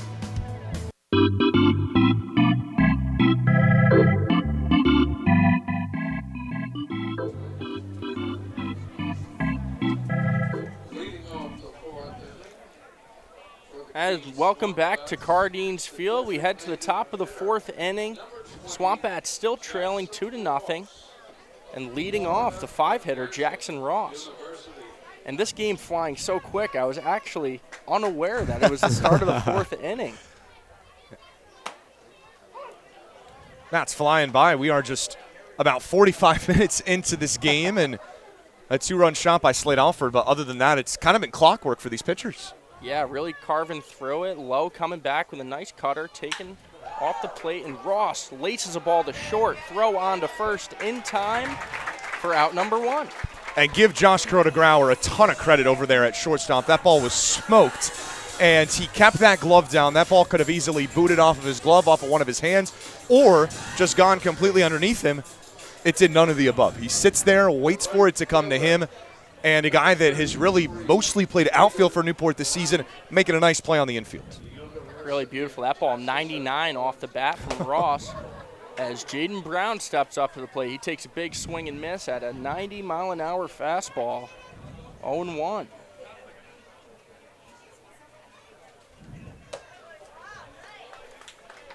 Lowe coming back with the cutter. Another big swing and miss. Brown falls behind 0-2. And Lowe working quickly here. Brown barely even set in the box. He takes it at the letters for a ball. And we're seeing Lowe start to mix the fastball just a little bit more here in this top half of the fourth inning. That breaking ball taken again above the letters for a ball. Evens the count at 2-2.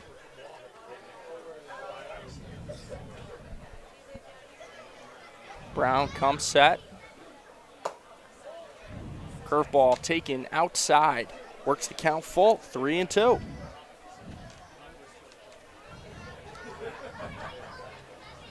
Lowe working from the stretch here. Face hidden behind his glove. He kicks, fires, and that ball grounded again to Kuroda Grauer. He'll have another shot in time for the second out. So Kuroda Grauer putting on a little bit of a clinic over there at short. He gets the first two Swamp Bats down on two beautiful plays. And there's two away here. Colin Lowe working efficiently yet again. Yeah, working efficiently, and it helps when you got a strong defense behind you.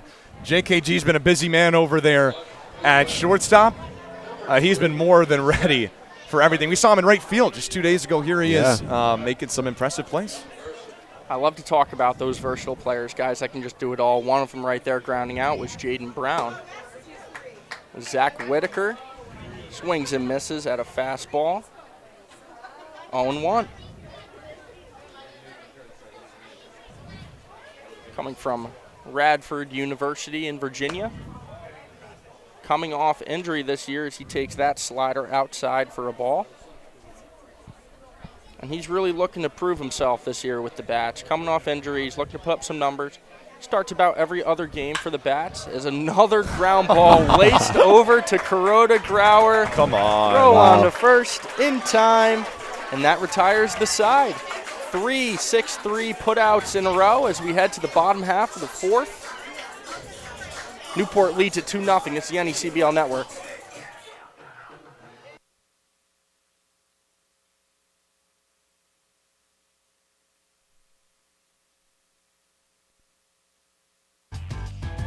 Franklin Sports is proud to be the official batting glove of the New England League. This summer, the NECBL and its 14 organizations join over 200 major leaguers by wearing custom Franklin batting gloves as members of the Franklin family. To design your own custom pair of batting gloves, visit franklinsports.com and join the fam. Franklin is the official batting glove of the New England League.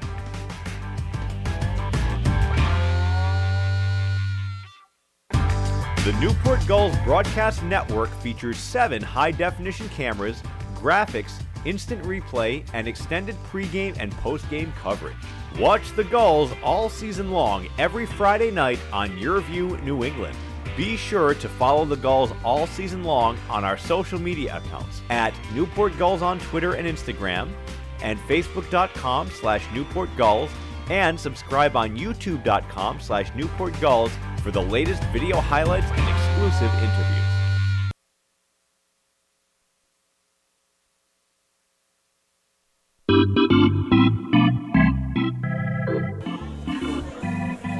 And welcome back to the ballpark, ladies and gentlemen. We're at historic Cardines Field here in Newport, Rhode Island. Heading to the bottom of the fourth inning.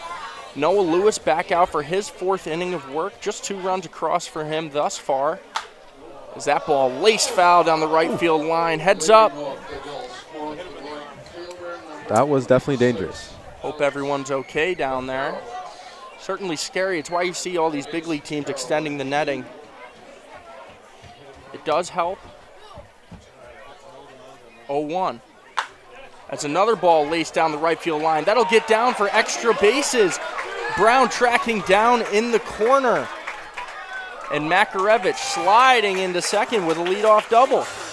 Yeah, the East Carolina Pirate now has a hit in every single game. So, I mean, this man gets it done since coming over from East Carolina. I mean, you see it right there with a nice double. Led the East Carolina Pirates in doubles this past season.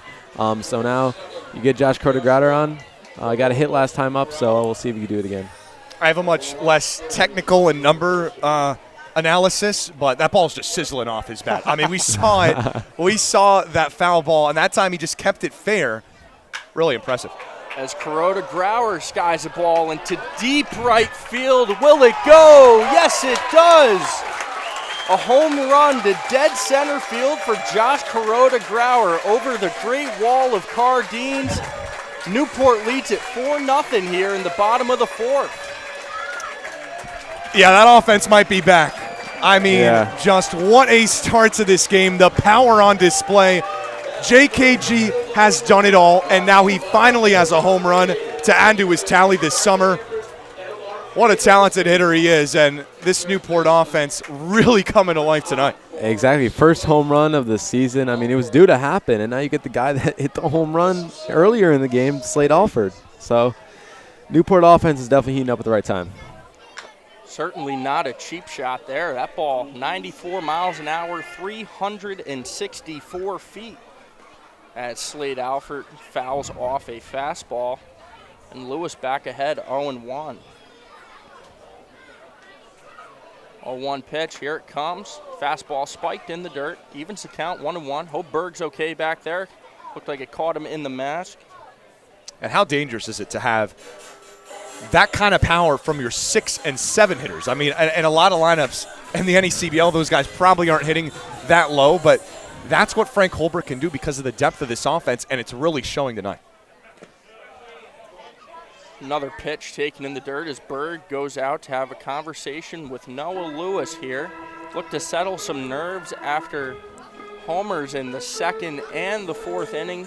Both two-run shots, both hit a very long way. Hopefully Berg just reminding him, take deep breaths out there. Don't take it too serious. It is just a game at the end of the day. You have to have a short memory. It's much like golf. I golfed in college, so I like to relate everything to golf. You know, you can't remember the last shot. You got to look forward. You got to go to the next one. Back to it here. Another pitch taken outside. Nice hitters count here for Slade Alford, 3-1. And that's ball 4. Anticipation approach, exactly what you want to see if you're the Gulls. Just the second walk issued so far by Lewis, and well, that's going to warrant a mound visit here. Yeah, pitching coach Nick Lepore most likely going to do the same thing that Berg just attempted. Here in summer ball, you don't see these pitching coaches coming out and making mechanical adjustments. We're not telling them they're flying their front shoulder open or they're not striding straight. It's really just a mentality thing. Maybe just check to make sure that Lewis is okay. It was raining earlier. These balls still could be a little wet. A lot of different factors. Just a quick trip there. And Lewis, you know, looking for that ground ball, possibly get something moving in his favor here. Still no outs. Newport leads at 4-0 here in the bottom of the fourth inning. Lewis now working from the stretch. He'll deliver. Pitch taken low for ball 1. Spencer Smith at the plate for Newport. That fastball taken way outside. Smith having a little bit of a rough go at the plate so far this year in the NECBL. Batting under 100, just 24 at bat, so certainly still waking up as that ball driven deep to center field. McKenzie tracking back off the wall in center. McKenzie corralling, hitting his cutoff man, Broderick, and the runners will stay at second and third. And the Newport Gulls are all over it. Well, what do they say? Hitting's contagious, and it might be a viral disease throughout this Newport lineup tonight. Everybody is getting it done, and the dugout is loving it. Everybody on their feet, flapping their wings. This Gulls offense is alive, and it's well. Oh, yeah, that's for sure. First double of the season, just his third hit of the season, but perfect timing right now. I mean, Jake Burley, you got Sam Singham on deck. This Gulls lineup is now it's sizzling right now, just like the bacon I had this morning. Lewis back on the mound, working from the windup this time with runners on second and third. Facing the catcher, Jake Burley, delivers a first pitch strike, and it's nice to see Lewis getting back on top here after struggling with the past 4 batters he has faced. A 1 pitch, here it comes, fouled right back. See the fans ooh and ah and shy out of the way. We're lucky enough to have not just protective netting, but a fence as well as protective netting. And yeah, I think for Lewis here, it's just about getting that confidence back in the command. Once you start falling behind in counts, you can leave one over the plate, and all dangerous things have happened this inning when that's been the case. It's all about getting ahead as he fires in a fastball taken up and away for a ball. 1-2. 2 runners in scoring position here for Newport with the 9-hitter Burley at the plate. Lewis fires, curveball, swung on and missed for the first out of the inning. And that was filth right there. I mean, that started high, ended real low for Noah Lewis. How big is that? Because Newport offensively in this inning has gotten everything they've wanted, and a big first out to get, but it didn't get much easier. Lineup card flips over for a guy who hit over 400 this past spring. Yeah, Singham as he lines a first pitch fastball into center field. That'll get down. Rounding third is Spencer Smith. And 2 runs will score here for Newport, now leading it 6-0 here.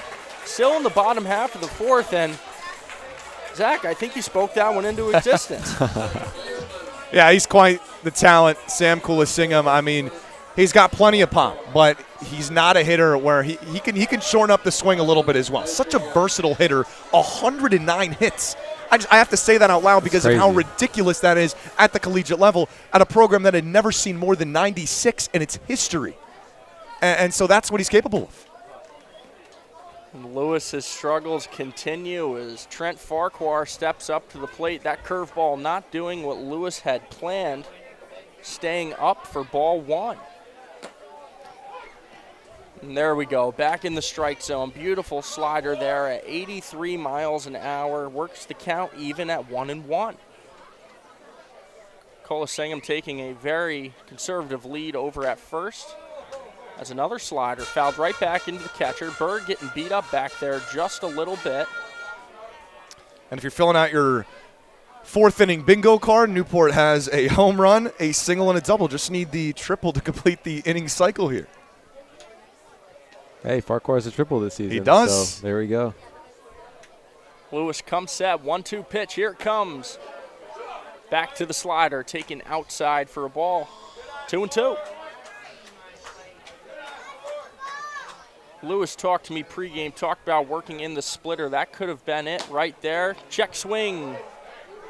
No, he did not. And we'll have a full count here. Still 1 away, bottom half of the 4th inning.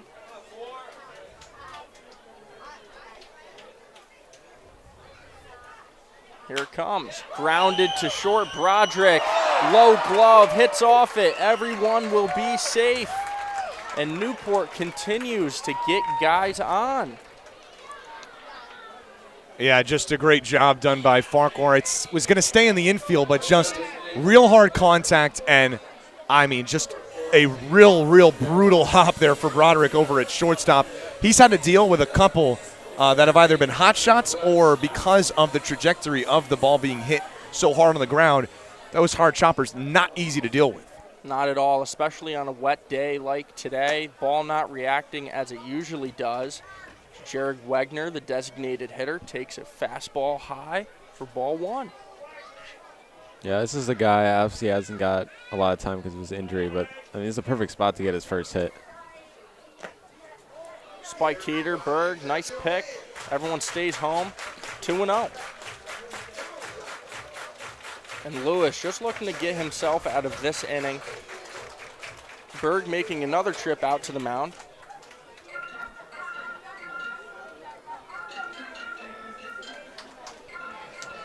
Yeah, this has been one of the most complete innings Newport has had offensively this season, not just because of the run total, but because of the way these runs have come across. I mean, single, home run, double, another single. Yeah, on a walk, and a guy reaching on an error on top of that. This is what Frank Holbrook was looking for out of his team, an inspired offensive effort. Someone say mercy. Still early here. 2-0 pitch. Lewis goes with the curveball, leaves it up. Count now 3-0.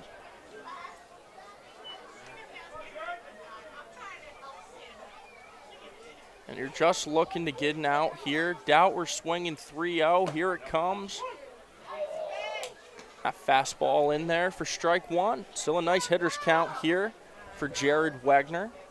As you guys mentioned, still looking for that first hit after missing some time. Lewis fires. Lined out of play down the right side.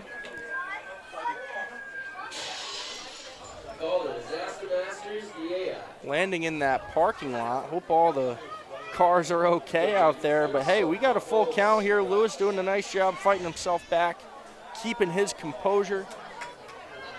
One away here, bottom half of the fourth. Payoff pitch. Swung on and missed. Lewis's second of the inning. Things are starting to look up for Lewis. Yeah, looked like he was expecting fastball, maybe 90s there. That pitch kind of tied him up a little bit on the inner part of the plate. Real nice pitch for Lewis and a big second out here, as it could be all she wrote for him. Yeah, you want to talk about it before you face Ledbetter because, I mean, he hasn't gotten a hit all day, but you know the power that he possesses. And that'll be all for Keene starter Noah Lewis, looking to make a matchup move here against the dangerous Colton Ledbetter. As it looks like Will Flanagan will come in to pitch for the Swamp Bats, Radford University. He's been the man thus far for Keene out of the pen, certainly seeing some time. Had a 10 strikeout appearance against Danbury in just 4 innings of work. See if he can keep that same success here. Yeah, tied for the most appearances on the Swamp Bats team, and well, so far so good. The 11 strikeouts, just 8 hits in 10 2/3, and 5 runs, all of those earned, but you just need to find any way you can to get out of this inning, stop the bleeding if you're the Swamp Bats, because, well, the tides have turned. It was 6-0 was the final score when the Swamp Bats beat the Gulls. And what's the score? Here we are in the bottom of the fourth. It's the opposite. And in similar fashion, too, it was 6 runs put on Newport's head early when the Bats played on Tuesday, and now a little reverse Uno here. Bats fighting back from 6-0 now in just the 4th inning. And if you're Newport, I mean, you just got to keep pouring it on. You've done such a great job as a team. It's really, I mean, Alford and Kuroda Grauer stick out offensively, but it really is a complete effort for this team when you talk about 4 different guys have hits just in this inning, and then you add on top of that 2 other guys also reached base. Yeah, only 3 guys don't have hits so far in this team. I mean, it's truly just using every single guy in this lineup. We talked about the depth. It's so deep, and Holbrook is just has so many guys that he could put in so many different spots in the lineup. Kuroda Grauer is now in 6th. I mean, you have so many guys that you could change the variety each game. So, I mean, I kind of like what he's doing in this game. I mean, your lineup is very deep, and now you see the success going on. And arguably the most dangerous hitter right now is coming up to the plate. And if Ledbetter can get on, that will complete this Newport order, having batted around here in the bottom of the 4th. But, and I'll still early in this game, still just the 4th inning. While it's a big cushion, it's not game over as of yet, and you have to come out of the bullpen with that mindset if you're Flanagan and trying to strand a couple right here. Yeah, certainly trying to do his teammate Noah Lewis a favor, not cash in his runs on 1st and 2nd, and get his boys back in the dugout. Looks like we're good to go here at Cardines Field. Flanagan will work from the stretch as center fielder Colton Ledbetter steps up to the plate. 0 for 2 thus far, a couple pop outs, but man, What a dangerous hitter he is. Headed to Mississippi State next year. That first pitch breaking ball grounded over to the dugout. 0-1. You could just see how aggressive that swing is, how quickly and how easily he could turn on a baseball as a lefty to a lefty-friendly ballpark here at Cardines Field. And, well, that's probably the reason why he's got home runs in Newport's last 3 home games. Hey, swing hard in case you hit it. Flanagan comes set, takes a peek at his runner. And another big swing, foul ball, way out of play. 0-2. Nice to see Flanagan working ahead. Now he has, Zach, this is his own pitch. He calls it the slutter. It's a mix between a slider and a cutter. He claims it's too fast to be a slider, but too slow to be a cutter. So he merged the two. Flanagan actually a communications major. We've actually had him on the broadcast a couple times.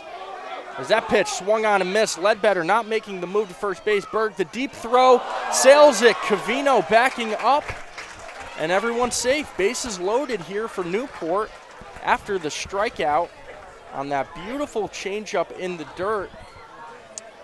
Wow, sometimes it's just your night. I think Ledbetter thought that he had maybe gotten a piece of that pitch and that it was a foul ball. But home plate umpire Anthony Letizio ruling that it was just a clean swing and miss, in which case Berg had to complete the throw, and it's been a night to forget out in the field for the Swamp Bats.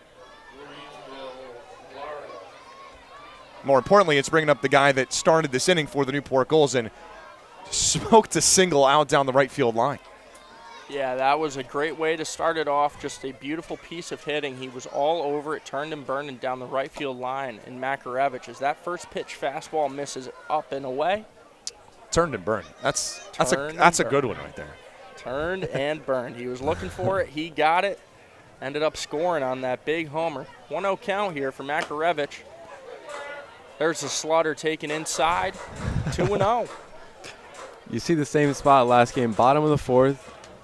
Bottom of the fifth, or is it, what is it now? Or it's actually the top of the fifth. I'm losing my mind right now. But yeah, bases loaded. It's Flanagan, comebacker, makes the play, underhand toss onto first, and we are finally out of the inning. We head to the top half of the fifth. Newport leading it 6-0. Stay with us. It's the NECBL Broadcast Network.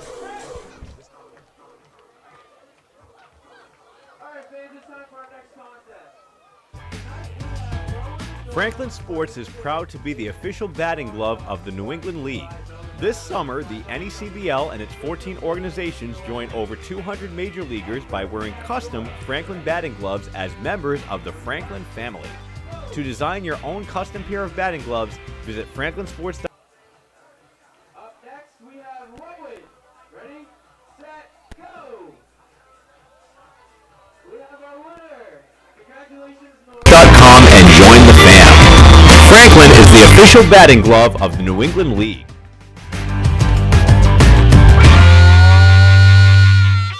The Newport Gulls Broadcast Network features 7 high-definition cameras, graphics, instant replay, and extended pregame and postgame coverage.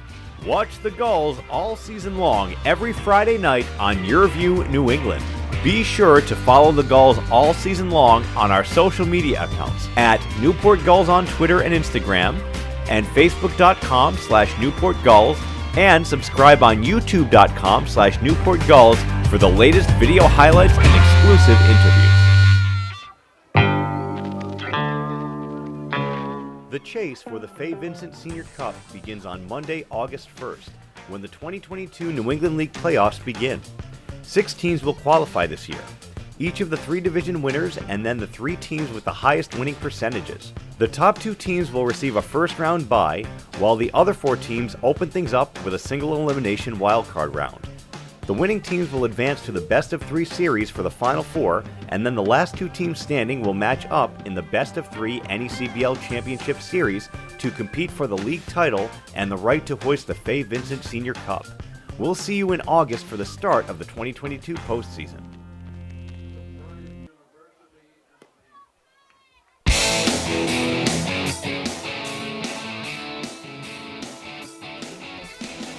And And welcome back to the ballpark, ladies and gentlemen. I'm Ryan Dio here with Zach Letson, and we have a new pitcher in for the Newport Gulls. It'll be Liam Levangie. We're going to go from one Bryant Bulldog to the other. It's just his third appearance thus far for the Gulls. And Zach, what can you tell us? Yeah, if you like curveballs and you like 12-6 break, you're in for an absolute treat. Oh, yeah. I know you love it, Ryan, so you're going to be in for a treat right here. This is a guy that has some nasty, nasty break. His second summer here with the Newport Gulls, and certainly that'll be on display. Nothing gets me going quite like a good curveball. His first pitch is on the way, and there it is. Taken low for ball one, and wow, you were not kidding. 66 miles an hour, and this will be a fun one. Working from the modified windup, 1-0 pitch, fastball in there for strike one. Yeah, it's a guy that is a second-year Newport Gull and pitched in 12 different games. That first time through the order really can rattle the hitters, so I would expect to see him kind of in that specialist role. There's another curveball, got Berg in the elbow.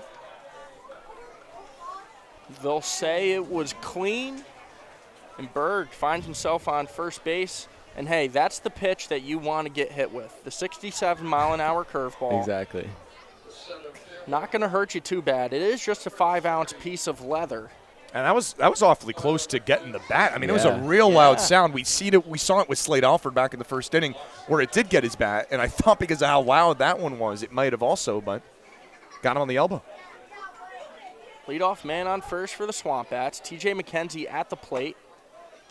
There's a slider taken outside for ball one. Now, fun fact about TJ, his brother, Tristan, is actually a pitcher for the Cleveland Guardians. Tristan McKenzie, young guy, certainly off to a stellar start. He is a threat to make the All-Star game this year, so that'll be super exciting for TJ and his family. As that 1-0 pitch in there for strike one.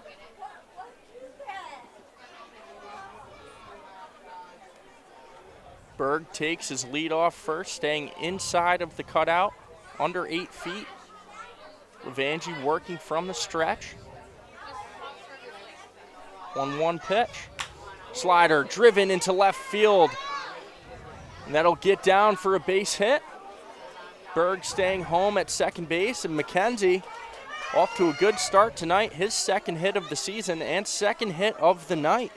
Yeah, got the slider, like you said, a little bit faster than that breaking ball. Still pretty slow at 78 on the gun, but he waited perfectly on it and drove it real well out there to left field. And this is exactly what I was talking about. When Keene made that change to the bullpen, if you can get out of the inning and give yourself an opportunity, and that's exactly what you have right here. 2 on, still nobody out, and now the top of your order.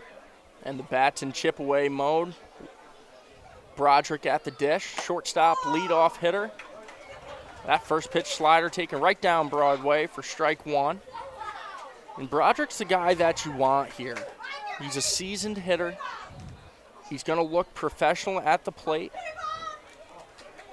Catcher Jake Burley making a trip out to the mound, possibly discussing a bunt scenario here. Not too uncommon here in this NECBL, is you have players from all sorts of teams across the league, and the bunt defense, something so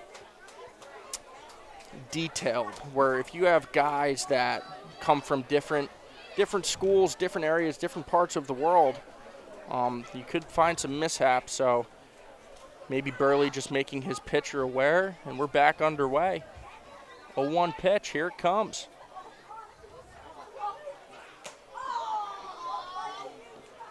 Looked like a change up there. Broderick spitting on it. 1 ball and 1 strike. And we can close the book on Colin Lowe's start for Newport. The 4 innings pitched, just 2 hits, of course. No earned runs on the board, and those 7 strikeouts to go with the 2 walks. Yeah, just a masterful performance from Colin Lowe. I mean, obviously his shortest outing of the season, but he was fantastic in those 4 innings. And another start with 7 strikeouts. The streak continues. 7, 7, and 7 now. Just like that Bruno Mars song. Exactly. 7, 7, and 7. very impressive out of the Newport starter and exactly what they needed. Now with a 6-0 lead, bats and chip away mode. Broderick in a 1-2 count here. Levangie delivers. Curveball grounded onto second. 4, 6, 3, not in time. Whoa, and they'll call him out at first base actually. That was a real close play. I mean, Trent Farquhar, are you kidding me? Just to have the mental capability to be like, all right, I'm going to try to turn 2 out of this when he's ranging in the opposite direction. That's a fantastic job done by Farquhar. And then Kuroda Grauer at it again at shortstop, able to turn it extremely quickly. A real bang-bang close play at first. And I agree with you. Really could have gone either way. Extremely close, and Newport getting the call. Yeah, I mean, cool seeing him. That was a crazy stretch. Obviously, it was very close, but a little ballerina action from Cool seeing him. Brings up Tony Santamaria. Jake Berg works his way all the way to third base. McKenzie getting out at second on that double play ball. And Santamaria, another guy that you want on with a man in scoring position. Santamaria been a very valuable hitter to the Swamp Bats thus far. Look to keep it going here. 1-0 pitch. Slider, beautiful pitch there, right on the outside corner. 1-1.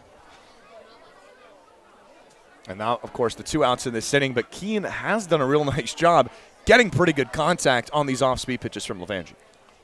It's a game of failure. Sometimes you hit it hard right at someone. That slider looked a little off the plate. We'll call it here, 1-2. 2 away here. Top half of the 5th inning. Newport still leading at 6-0. Santamaria, nice relaxed stance in the right-handed batter's box. That slider taken way outside and in the dirt. How about Jake Burley? Brick wall in this at-bat. That's the second time a pitch has been well in front of him in this AB. And you got a runner standing over there at third, anxious to come home, and really saying not so fast. Not so fast. And the Keene fans back home watching, they know that I love a good defensive catcher. And Burley with a fantastic stop right there. 2-2 pitch taken up high. Gets by, and Berg hesitating down the line. And that's a tough play to read if you're Jake Berg, because it looks like it bounced right off that back wall, right back to Burley. And just an overall tough read. You don't want to risk it with 2 away. Right, and it's such a unique backstop here at Cardines Field. Not a lot of real estate. He read that bounce extremely well. Really no shot to catch that baseball on the fly, sliding near that Newport dugout, and somehow keeping the runner at third. Yeah, I mean, we talked about it. Jake Burley was fantastic. The last time he was behind the plate, he was terrific. I mean, he's such a great defensive catcher. You know what you're getting from him on the backstop. I mean, hitting, he's sometimes hot and cold, but you know what you're getting. He's so consistent behind the plate. That 3-2 pitch fouled way over the press box, and we'll do it again. 3-2, 2 outs. Levangie shakes off his catcher. He gets the one that he likes. Still working from the stretch here. Kicks, fires, slider grounded through the 5-6 hole. Kuroda Grounder on the backhand. He'll elect not to throw, and the Swamp Bats are on the board with that Tony Santamaria base hit. Yeah, JKG making the right call there just to eat it. No chance of really getting that out at first base. And again, real nice contact put on by these Swamp Bats hitters. They've done that job throughout this entire inning, waiting on the off-speed from Levangie, and have finally been able to come up with a run out of that and chip into this deficit. Brings up dangerous hitter, Central Connecticut State, Dan Covino. First pitch, taken outside for a ball. And we talk about the dangers of this Newport lineup, but you see that reflected in this Keene lineup as well, where early on you're facing some bats, and Santamaria, Covino, Rice, a big body. Jackson Ross hits the ball harder than anyone on the squad. Santamaria takes off. Burley bobbles it behind the plate. No throw. That was a fantastic jump. I mean, picked a good pitch to run on as well on the off-speed. Burley really, even if he catches that cleanly, doesn't have much of a shot at gunning them down. Almost caught me sleeping there. I see him run out of the corner of my eye. Now a man in scoring position for Dan Covino. Levangie playing mind games. He'll deliver. That pitch just caught the outside corner. Nice change up there at 74. Covino's ahead, 2-1. Yeah, it's a perfect position for the Swamp Bats to extend this lead. I mean, you got your best hitter on the team with a man in scoring position. I know there's 2 outs, but you just chipped 1 run off the lead. It would be nice to get another one. See if Levangie elects to pitch around Covino here. That slider fouled right back. That was a good pitch to do some damage on there. Covino just missing under it. And that evens us up at 2-2. Still 2 away here. Top half of the 5th. Bats trailing 6-1. Levangie fires. That pitch in the dirt, another fantastic block by Burley. And that's another full count with 2 away. I love these 3-2 situations where it's all on the line with this pitch. You feel it in the ballpark. Even with this big lead for Newport, you don't want to let Keene let themselves fight this way back into the game. Payoff pitch. Check swing. Did he go? No, he did not. No, it's a great eye right there from the guy that has been so good for this Keene team this season. His 12th walk already. I mean, it's just his 15th game that he's played. He's already got 12 walks. That OBP is going to go up. And you got to be careful here. Keene put 5 runs on the board against Newport in a 2-inning span just 3 days ago. You know this team can put together a big rally. Brings up Garrett Rice, known for the long ball. Had a big game-tying homer against Sanford last week. A 383-foot blast to left field. Tied the game up. We did end up losing in the latter innings, but that game there, we put up 6 runs in just 2 innings in that game as well. So this potent Keene offense, known for their flashes of greatness at the plate. Rice steps out, calls time. 0-1 count here for the University of Missouri hitter.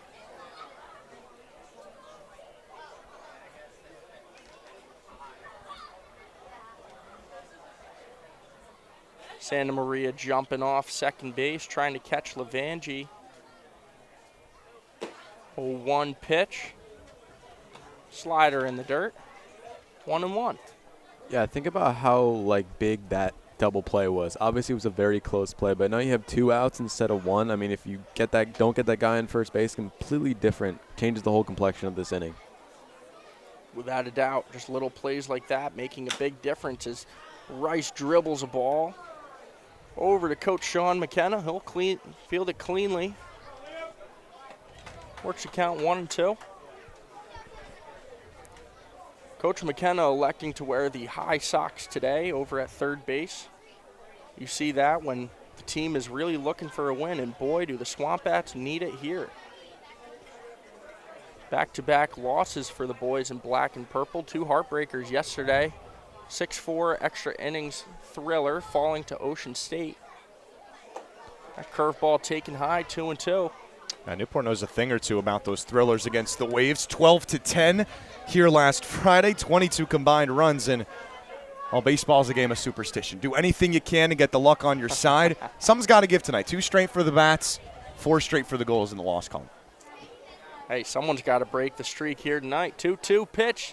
Swung on and missed as Burley pumps his fist, and Newport avoids any danger. Still gives up 1 in the inning, still leading it 6-1. As we head to the bottom half of the 5th inning, stay with us, the NECBL Broadcast Network.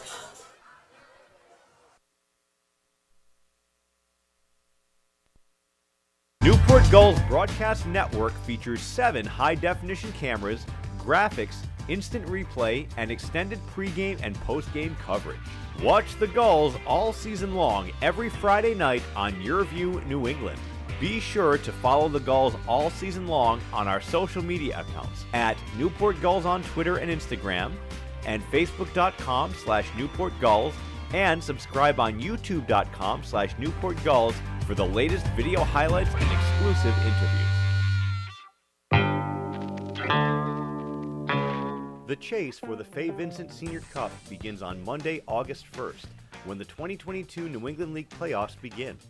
6 teams will qualify this year, each of the 3 division winners and then the 3 teams with the highest winning percentages. The top 2 teams will receive a first-round bye, while the other 4 teams open things up with a single elimination wildcard round.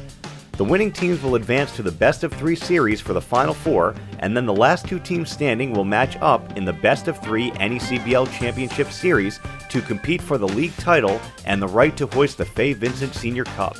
We'll see you in August for the start of the 2022 postseason. Whether you're an island resident or just visiting, the fastest way to get to the Cape and Islands is by taking the New England League's preferred partner, the Steamship Authority Ferry. Visit steamshipauthority.com for more information.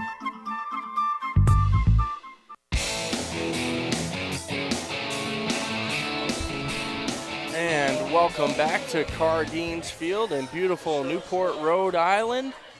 And we're in the bottom of the 5th inning here. Newport pulled away early, looking to add on here as Josh Kuroda-Grauer steps up to the plate. He sent a big fly out to center field in the inning prior.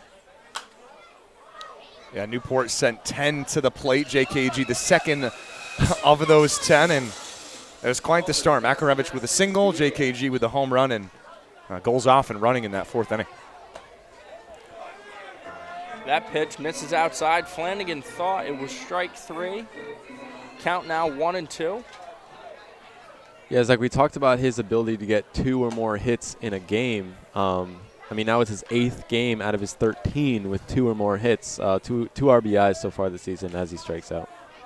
Flanagan gets the big swing and miss on the fastball, up around the shoulders, and that's one way to start off the inning.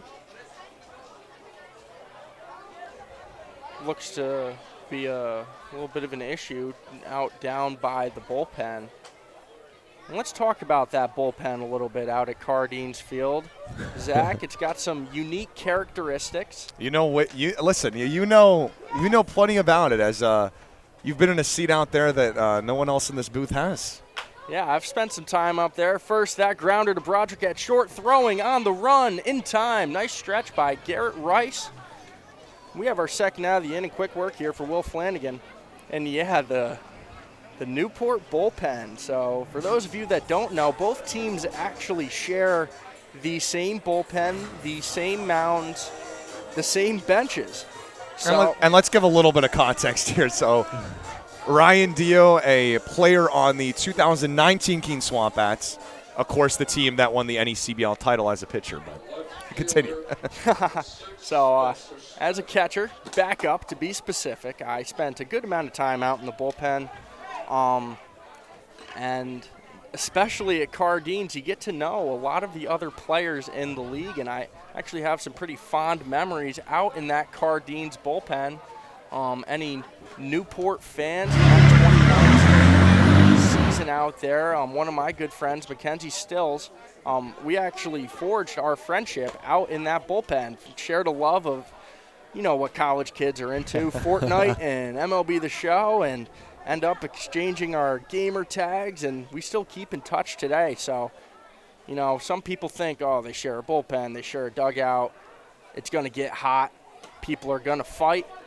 As Flanagan walks Spencer Smith, brings up the 9-hitter Jake Burley. But yeah, it's not in summer baseball, it's not such a hostile environment like college or even the big leagues. You know, everyone's out there trying to get better.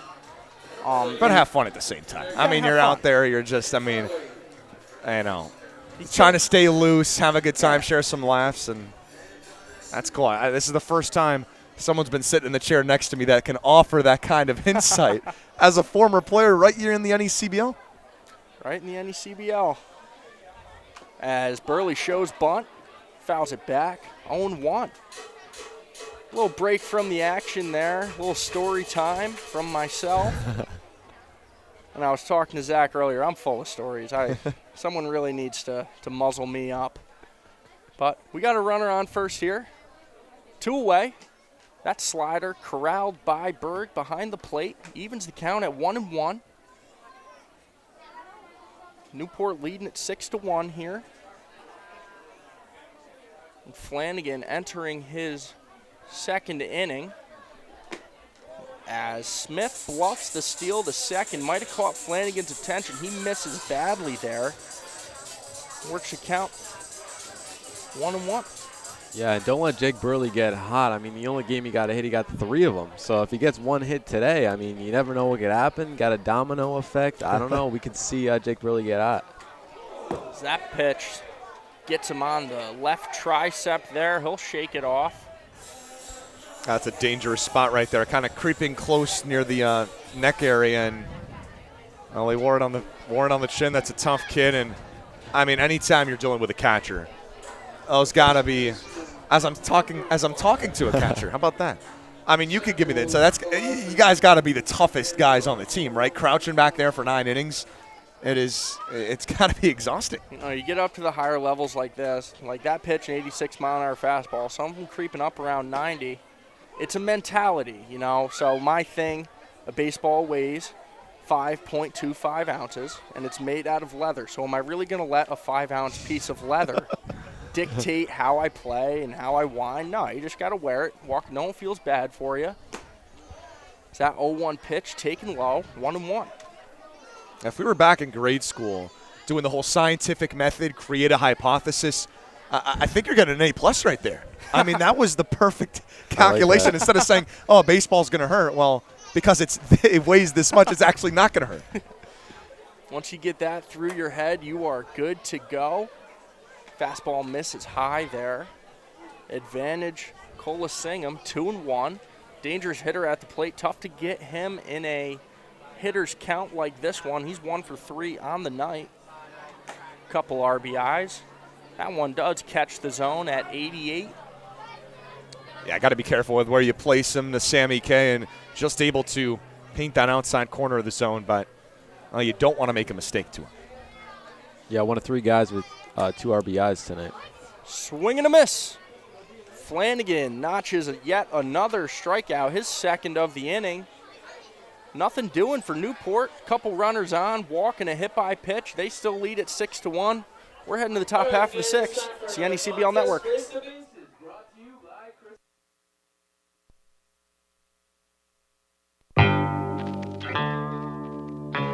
The chase for the Fay Vincent Senior Cup begins on Monday, August 1st, when the 2022 New England League playoffs begin. 6 teams will qualify this year, each of the 3 division winners and then the 3 teams with the highest winning percentages. The top 2 teams will receive a first-round bye, while the other 4 teams open things up with a single elimination wildcard round. The winning teams will advance to the best-of-3 series for the Final 4, and then the last 2 teams standing will match up in the best-of-3 NECBL Championship Series to compete for the league title and the right to hoist the Fay Vincent Senior Cup. We'll see you in August for the start of the 2022 postseason.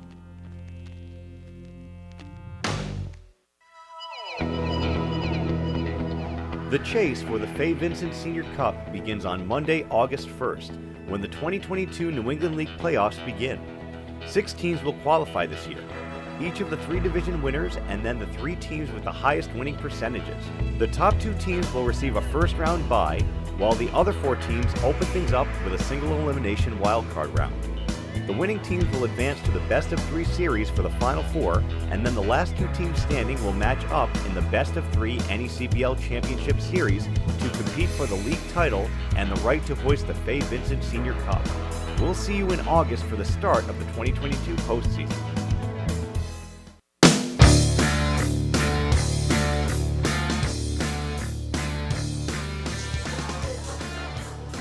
And welcome back to Cardines Field as the Newport Gulls take the field, and we have yet another new pitcher. Chase Renner coming in from Penn State Nittany Lion. And Zach, what can you tell us? Yeah, he was great for Newport in his last time out. What a wacky game it was. The Gulls getting it done 8-1 out against the North Shore Navigators. He got the win in that game because it was a 1-0 game going into the 8th, and the Gulls send 13 to the plate, 5 walks, and 8 runs to the dish. The most Newport scored in an inning this season, but nonetheless, Renner comes out, delivers 2 strong innings for Newport, 5 hits but just 1 run, and 3 strikeouts to go with it. 2 appearances on the season in total and 4 innings. And that'll certainly do the trick. Get a little run support in your favor. Definitely can't hurt as he'll finish up his warm-up pitches. Leading off will be Jackson Ross for the Keene Swamp Bats, followed by Jaden Brown and Zach Whitaker. So you're getting in the latter half of this lineup and the latter half of this game. Bats still trailing by 5. It's time to put another run or 2 on the board. Yeah, and did a real nice job of getting good contact on Liam Levangie, but it's a little different. You're not going to be seeing in the ballpark of the 70, 80, even 60 range more often than not with Chase Renner. I mean, these Keene hitters are in for quite the treat. First Colin Lowe, then Liam Levangie with his curveball, and now Newport going to the bullpen here for the second time tonight. Let's see it. Ross stepping up to the dish. Hits the ball hard. First pitch, here it comes. 92. Doors. Blew him right off. 0-1. And there's that change. I mean, we're talking about a team that had to see 66 last inning. And here you go. Then the big curveball there at 73, taken outside. 1-1. And that was kind of my thing when I was a pitcher in the Cape Cod League. A submarine pitcher, didn't throw too hard. As that fastball lined into right center field, deep off the wall in that corner out in deep right center. Ross will pull into second base standing, and the Swamp Bats have the leadoff man in scoring position. Yeah, I got a pitch he really liked, dead red fastball, and just connected on it right in that sweet spot of the bat, splitting the gap perfectly. And this game's not over by any stretch of the imagination. As we mentioned, Keene put up 5 runs in a 2-inning span on Tuesday against the Gulls. And things are interesting. That being the leadoff hitter with still nobody out. As I mentioned before, Ross known for smashing the ball. That one 97 miles an hour at 350 feet. So a no-doubter at home at Alumni. Brings up Jaden Brown. I think things are a little different with a 20-plus foot fence out here. I always called it Cardine Field. It's like a cage match where you're just locked in. All big around. 0-1 count here for Jaden Brown, the right fielder. Mutex Arlington. He takes another big swing and a miss at a fastball. He finds himself behind 0-2 here. And Brown, one of those kids, as I mentioned before, he's very versatile. You can plug and play him anywhere. Plays that brand of backyard baseball where he just picks up his glove and bat, and he'll play wherever. He takes spits on a nice fastball down below the zone, and that's 3 in a row that we've seen out of Renner here. We'll see with the advantage to the pitcher in the count if he works a slider away or goes for another swing and miss on the heater. 1-2 pitch, here it comes. Curveball in the dirt. Tag on Brown, and that will be Brown's second strikeout swinging of the night. Yeah, that's definitely really hard to go. I mean, you got 90 miles an hour, then you can switch to the low 70s. That's just really good variety. That's how you get a guy out. And after a leadoff double, now you have an out on the board. Gives you a little confidence, a little momentum, and I'll see if they could execute right here. Brings up Zach Whitaker. He's 0 for 2 on the night with a strikeout and a ground out to short. First pitch curveball misses inside. 1-0. Still man on second. Jackson Ross on second base. Bat still down 5, and if you're Zach Whitaker, you are dying for an RBI base hit here. See if he gets it. Another curveball misses up. And Ryan, that had such a break on it that he had to duck in the batter's box because it comes up so high and it looks like it might initially come a little bit in. It just keeps you on your toes as a hitter. Got to be waiting for it. Then he comes back with 90 on the black, 2-1, and you know, I was a catcher. I never really called myself much of a hitter, but that's a tough adjustment to make. You come off a nice 69-mile-an-hour curveball, and then 90 on the outer third. It's a recipe for success if you're the pitcher. There's 91 taken on the opposite corner, low and in for strike 2. So Renner, after getting himself behind in this at-bat, fights back with 2 great fastballs, evens it up at 2-2. 1 out here. 2-2 pitch, here it comes. Curveball, bounces off the plate, swung on and missed. Whitaker throw, and he holds his foot on the bag. An incredible defensive play by Sam Colasingham to potentially save a run there. Yeah, it's like Sammy K's got legs of elastic out there because he has been charged aplenty with some balls thrown to him that are high, whether it's from the catcher, whether it's from the left side of the infield. And more times than not, he's been able to come down to it. He's got that taller build over there, 6'2", and does a really nice job with that glove. Yeah, man's a giraffe. Brings up catcher Jake Berg, Jacksonville University. That fastball misses outside. And all of a sudden now back-to-back strikeouts after that leadoff double. Things have turned a little bit here in the 6th. That's how you settle in right there. Renner steps off. Got a little bit of a staring match with Ross over on second base. Still 1-0 here. That slider driven up the middle for a base hit. Rounding third is Jackson Ross. He will be in to score easily. And a big RBI, 2-out base hit from Jake Berg. And the Swamp Bats continue to chip away here. How about the bottom part of this order? I mean, they have really gotten it done tonight for Keene. Now talking about 3 hits. And in 5 plate appearances, the 8 and 9 hitters have not been retired tonight. That's what's keeping the juices flowing for this Swamp Bats offense. It's been Berg and McKenzie. And now if the latter of those two could get another hit, things get even more interesting. See if McKenzie can keep it rolling. Just getting comfortable his first couple games. Now really starting to see it. Nice block by Burley behind the plate. Works count 1-0. And I love to talk about that. You know, the great Yogi Berra, baseball's, whatever, 90% mental, other half is physical.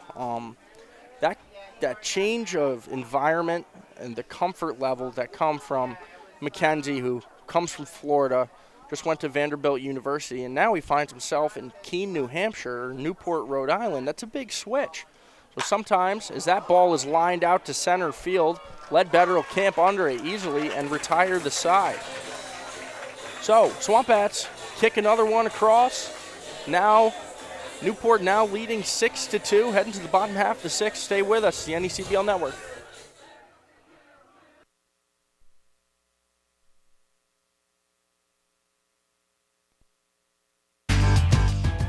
Franklin Sports is proud to be the official batting glove of the New England League. This summer, the NECBL and its 14 organizations join over 200 major leaguers by wearing custom Franklin batting gloves as members of the Franklin family. To design your own custom pair of batting gloves, visit franklinsports.com and join the fam. Franklin is the official batting glove of the New England League.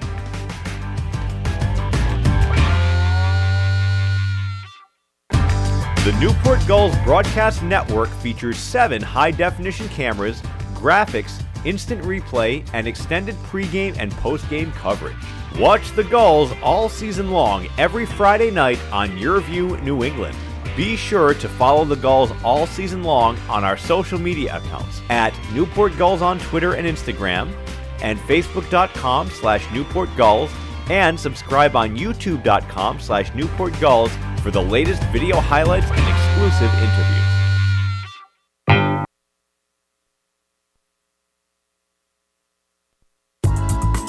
Whether you're an island resident or just visiting, the fastest way to get to the Cape and Islands is by taking the New England League's preferred partner, the Steamship Authority Ferry. Visit steamshipauthority.com for more information. Zeph.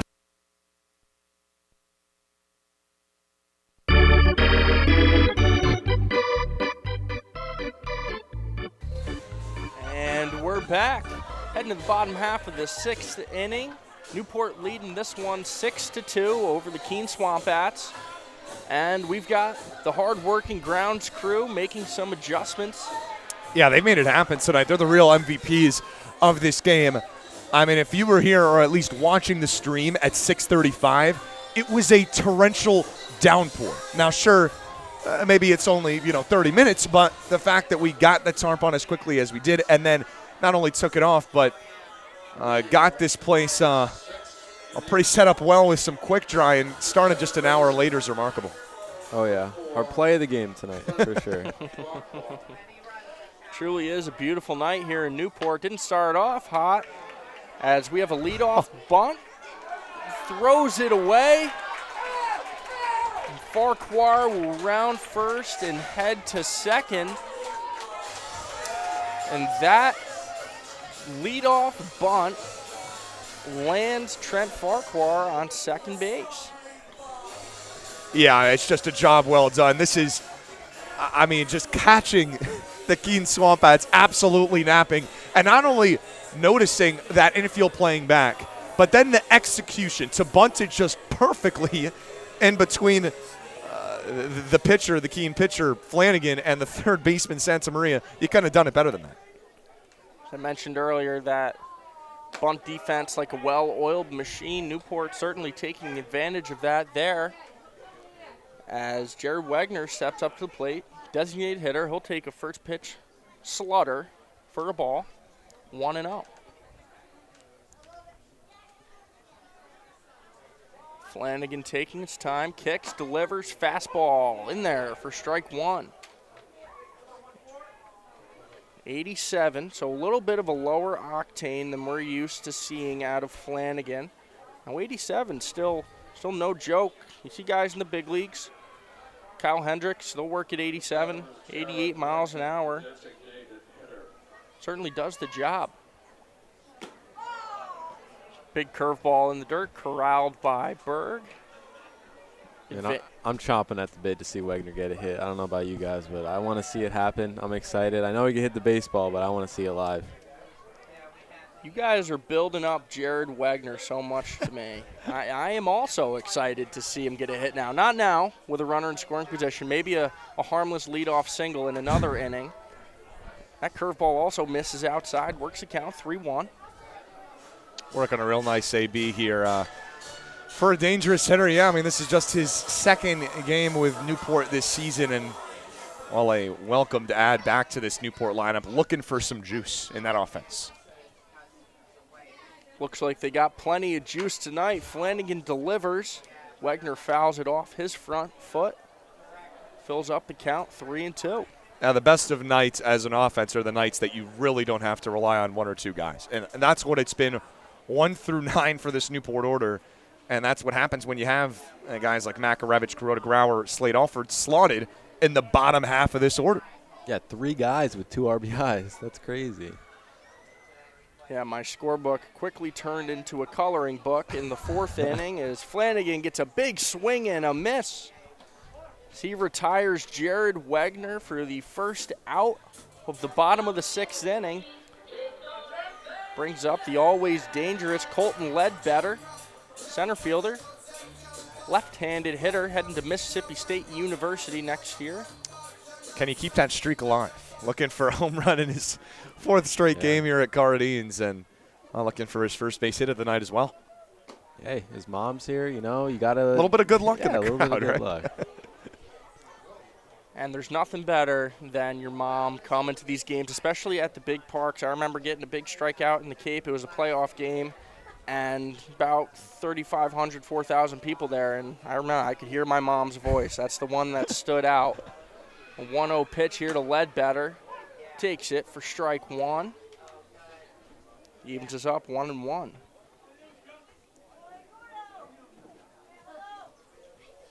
Flanagan working well here. He's in his 3rd inning of work. No damage thus far for the Radford relief pitcher. Is that fastball foul to right back?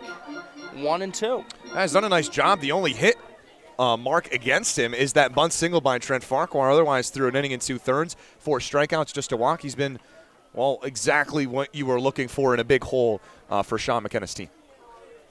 Yeah, and talked about that bunt single, you know, I've probably said versatility. That's a big word. I've probably said it already 6 or 7 times. You've seen Newport hit the ball over the center field wall. Deep in the right field wall as Flanagan gets a strikeout for Ledbetter. That's back-to-backs and the 2nd out of the inning. But as I was saying, you see the homers to deep center. You see him to deep right center. You got base hits up the middle, doubles down the line, and then we're showing up to the bottom of the 6th. We're dropping down a drag bunt and finding our way on second base. As Alec Makarevich steps up, takes a big cut at a fastball. 0-1. And he really started off that 4th inning for Newport with that leadoff double down the right field line. And kept it rolling. That's a curveball in the dirt. Nice pitch from Flanagan. Doesn't get Makarevich to bite. 1-1.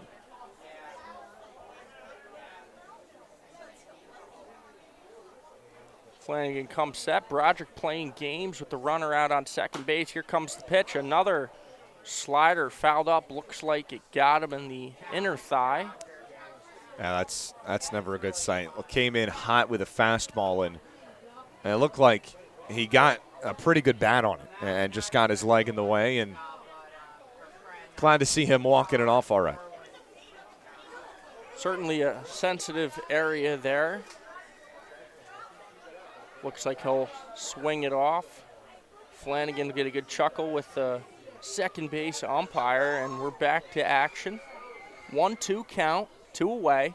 Newport still leading 6-2 in the bottom half of the 6th inning.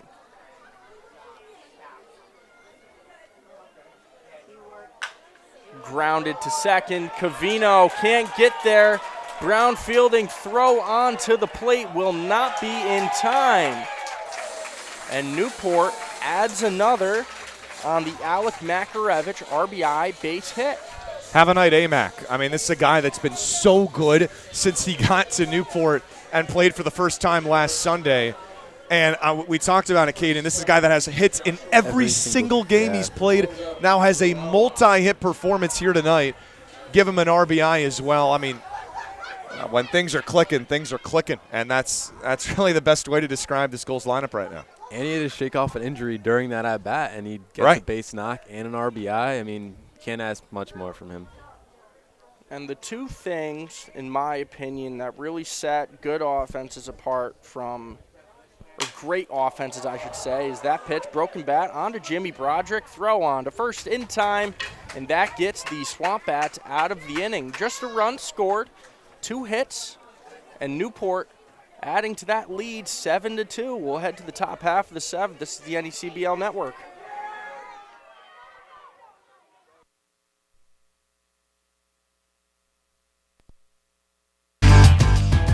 Franklin Sports is proud to be the official batting glove of the New England League.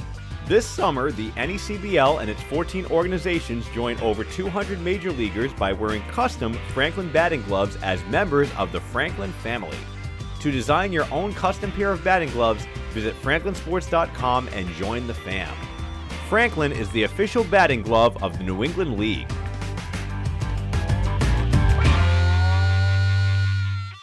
The Newport Gulls broadcast network features 7 high-definition cameras, graphics, instant replay, and extended pregame and postgame coverage. Watch the Gulls all season long every Friday night on YourView New England.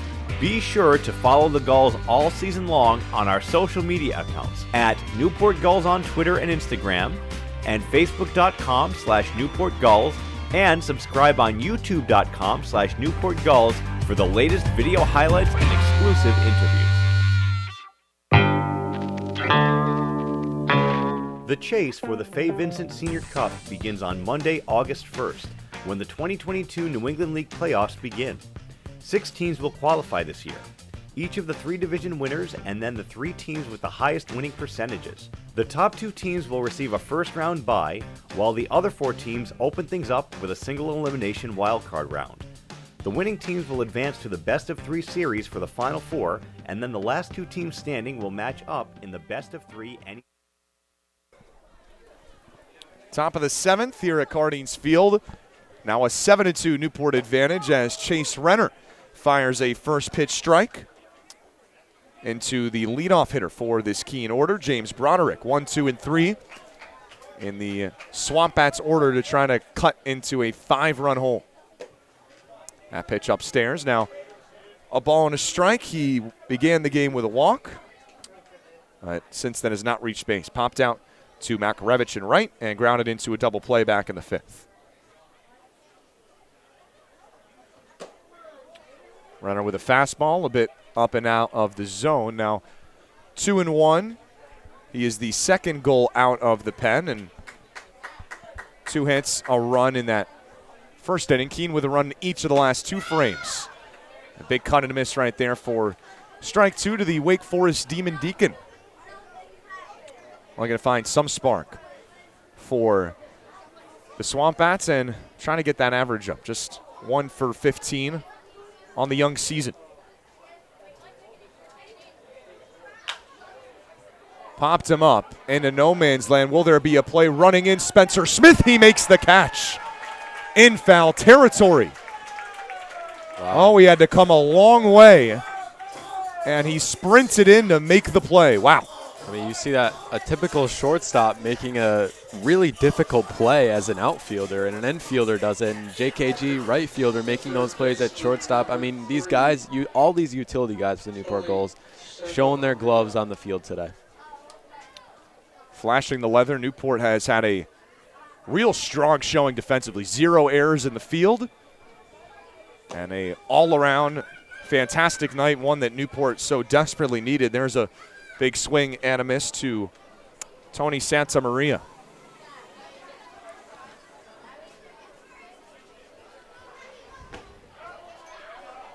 Filthy breaking ball, but it just misses. Did not break quite enough. And like I was saying, exactly what Newport was looking for. 7 runs on the board during this 4-game losing streak. Just 5 runs combined. So a complete turnaround for the Newport Gulls. There's a big cut and a foul tip into the glove of Burley. Now 1-2. As the Keene Swamp Bats offensive woes continue, looking to keep it moving here. They're scraping a couple across, just can't keep up with the Newport Gulls. Penn State Nittany Lion out ahead, 1 ball and 2 strikes. Here it comes. Got him on the fastball. 94. Gas out of the hand of Chase Renner. And there's out number 2. Wow, that was fast. You blink and you'll miss it.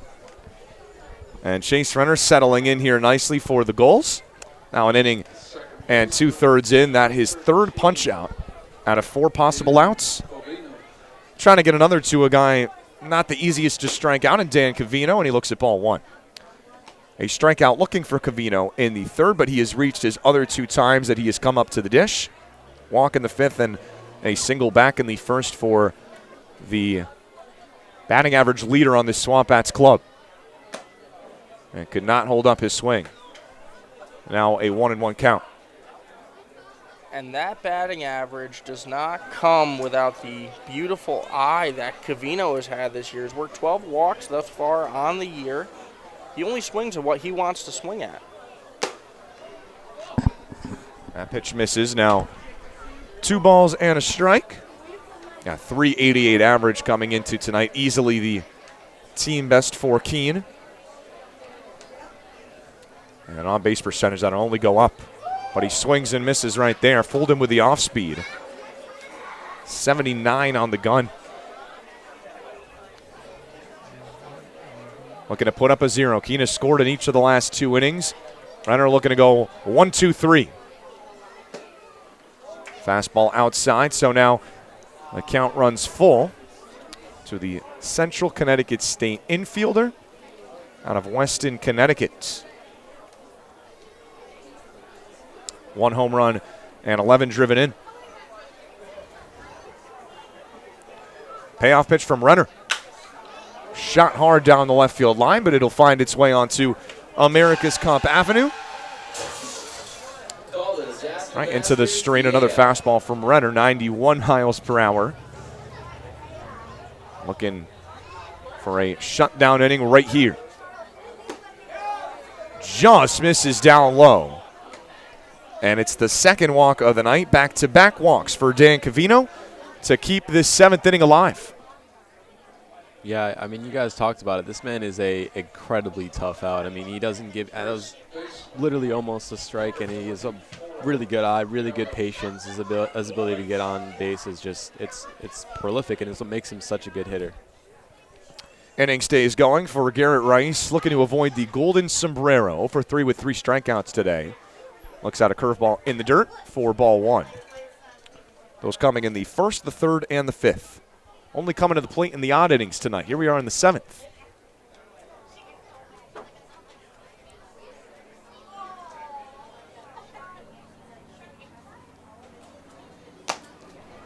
Back to the fastball for a strike to Renner. From Renner, rather. Guy pitching in his 3rd game with the Gulls. Pitched in 13 games in a Nittany Lions uniform back this spring, including 1 start. He's popping the glove without a doubt. You could hear it very clearly back here behind home plate in the booth. Just a beautiful sound. All right, Zach, all right. What do you got? Tough question. Crack of the bat, wood bat, no metal bat. Crack of the bat or pop of the glove? That's tough. I'm going crack of the bat, though. There's a crack of the bat. High into the air into foul territory. Singham doesn't quite have a play. When you hear the crack of a bat and you know it's gone, I think there are few moments, I'll say in all of sports, that invoke that kind of feeling. That is something, it's special. It is. I couldn't agree more. It beats the swish of a basketball hoop 10 times out of 10, or I guess that's really only the other satisfying sound in sports, but I agree, the crack of the bat. Barely able to block. Again, he has been a brick wall back there and preventing the base runner Covino from moving up 90 feet. Now a 2-2 count. Swamp Bats trailing by 5. Newport in cruise control since that 4 spot back in the 4th.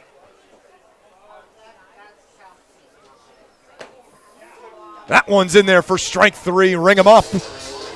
Chase Renner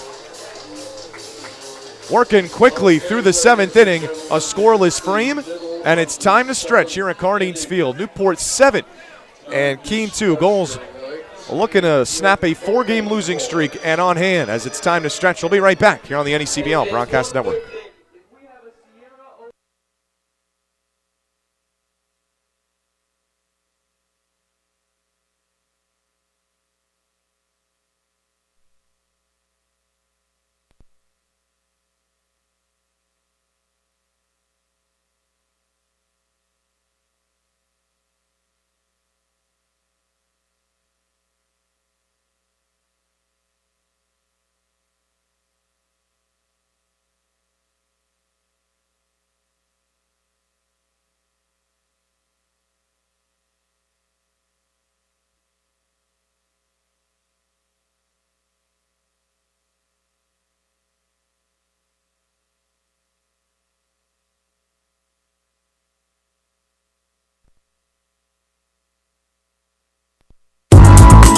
Whether you're an island resident or just visiting, the fastest way to get to the Cape and Islands is by taking the New England League's preferred partner, the Steamship Authority Ferry. Visit steamshipauthority.com for more information.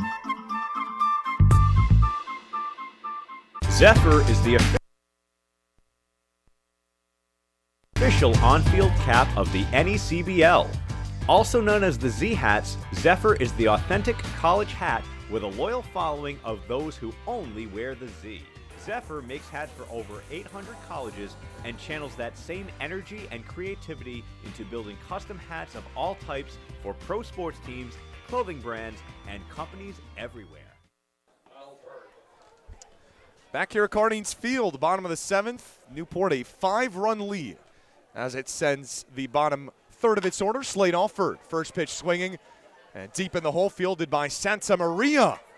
A split over at first, and Garrett Rice makes the play. Very athletic over there, and I'm not quite sure how deep you've dug into the Keene pitching stats, but Garrett Rice, lights out this year on the mound. He has 5 innings pitched with 7 strikeouts. How about that? Getting it done in the field, too, over at first base. Hitting that cleanup spot. Of course, we see Shohei Ohtani doing it today with hitting, pitching, and well, right here in the NECBL, we got it, too. Spencer Smith with a big cut and a miss, wearing that number 6 jersey as opposed to his typical number 22. And just like Josh Kuroda-Grauer, certainly a utility guy and has a strong glove. We saw that with the defensive play that he made back last half inning, where he went sprinting into foul territory, the little of it that exists down the left field line, and made a sprinting play. Yeah, also got a double today. On the hitting side of things, exactly, a double and a walk as well, but going down via the strikeout. Right there for out number 2. Here, Will Flanagan still going strong for this Keene Swamp Bat side. 3 innings full out of the bullpen, just 2 hits and the 1 run. And that run isn't probably on the board, and one of those hits isn't on the board if not for the clever mind of Trent Farquhar with the bunt singles. That one gets Burley. Again, he's a magnet tonight. Hit on the upper part of the shoulder his first time up, and that one just 73 on the gun. We talked about it's nicer as a hitter when you're not getting hit with 90+. I'm sure he still would prefer not to get hit, but Al Burley's on for a second straight plate appearance. Yeah, that one definitely feels a little bit better than the fastball that he wore to the arm earlier. Hit by a pitch in the 5th, now hit by a pitch in the 7th, and the inning stays alive for Sam Kulasingam. Looks at ball 1 downstairs, 1 for 4 tonight for Sammy K, and had a hit when it was raining hits in the bottom of the 4th inning for the Gulls. Newport sent 10 to the plate, and Sammy K, one of the 4 hits. Newport had 4 runs. That's grounded softly, and charging in, making the throw over at first to retire the side is Broderick, and the inning is over. So no damage done with the hit by pitch. It is still a 7-2 Newport lead, 6 outs away from a victory here at Cardines Field. We'll be right back.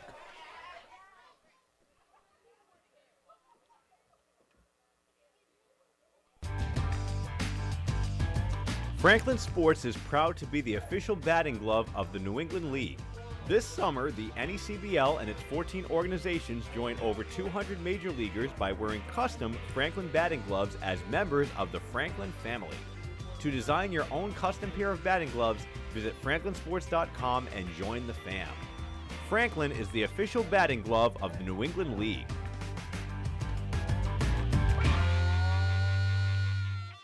The Newport Gulls broadcast network features 7 high-definition cameras, graphics, instant replay, and extended pregame and postgame coverage. Watch the Gulls all season long every Friday night on Your View New England. Be sure to follow the Gulls all season long on our social media accounts at Newport Gulls on Twitter and Instagram, and Facebook.com/Newport Gulls, and subscribe on YouTube.com/Newport Gulls for the latest video highlights and exclusive interviews.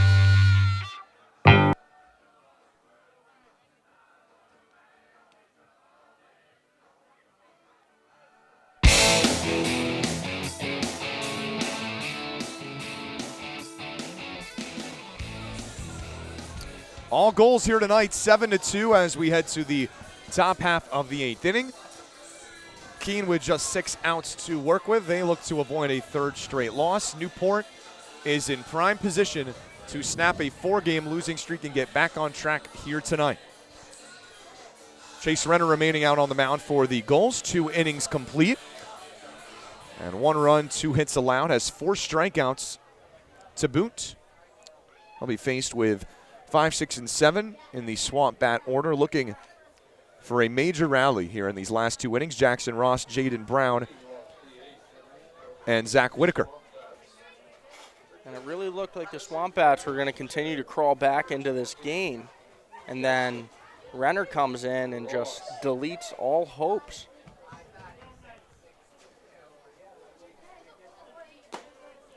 The breaking ball, the first pitch for Chase Renner, and drops right in the heart of the zone for strike 1. Ross a double his last time up, and came in to score thanks to Jake Berg, an RBI single. But swing and a miss right there. Boy, from the curveball to a lightning quick fastball for Chase Renner. He's had it all tonight, 4 strikeouts, 4 of the 6 outs that he's gotten. And Berg and Ross, the only 2 hits since his arrival in the game.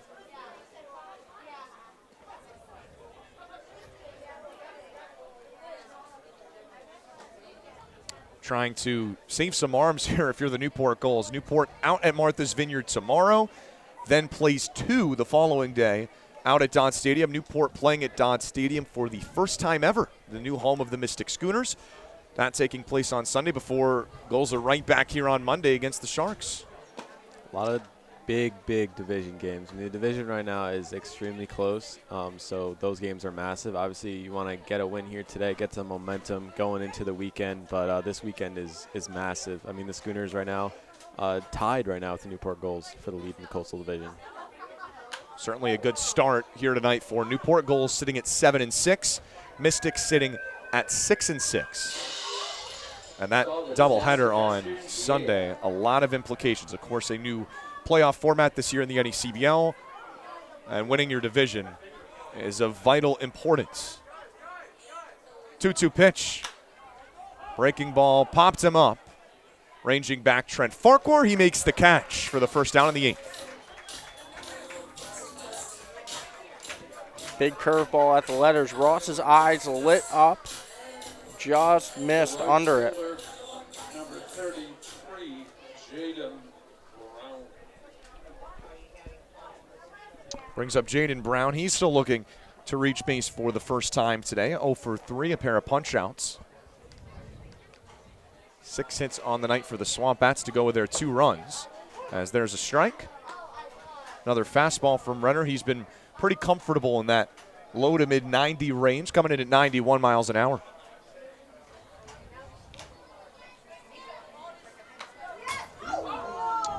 And that one right back in our wheelhouse, and that's good. We got a fence here to protect us. And 0-2 now. Zach, you're lucky you didn't flinch. I would have got on your case if I saw you jump in any way. I've been here. I've seen too many of those happen to allow that to be the case. There's a swing and a miss. Strike 3. Ring him up. 92 on the gun. Chase Renner feeling it. Yeah, 5th strikeout of the night for Chase Renner. I mean, 7 for Colin Lowe, 5 for Chase Renner, and then 1 from Levangie. Just getting it done via the strikeout tonight. That's 13 strikeouts among Gulls pitchers. Of course, double-digit strikeouts for the Newport starter Jake Garland back on Wednesday. So Newport's found a way to get those Ks its last 2 games. And the good news tonight, it's coming in what's so far been a winning effort. Still 4 more outs to get, and Zach Whitaker flies it out of play. Another guy with, well, an exact same line as what Jaden Brown has. Strikeout in the 2nd, a 6-3 ground out in the 4th, and another strikeout in the 6th. 0-1 drops down below the zone. 1-1 to the Keene left fielder. Hitting in that 7 spot. Out of Radford University, Short Gap, West Virginia.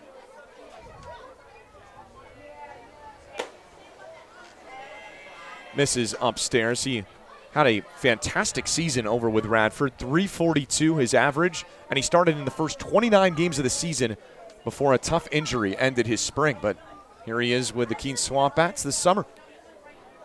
Like I said before, really trying to make a name for himself this summer. After really a fantastic spring and has a chance right here to get right back into what he found.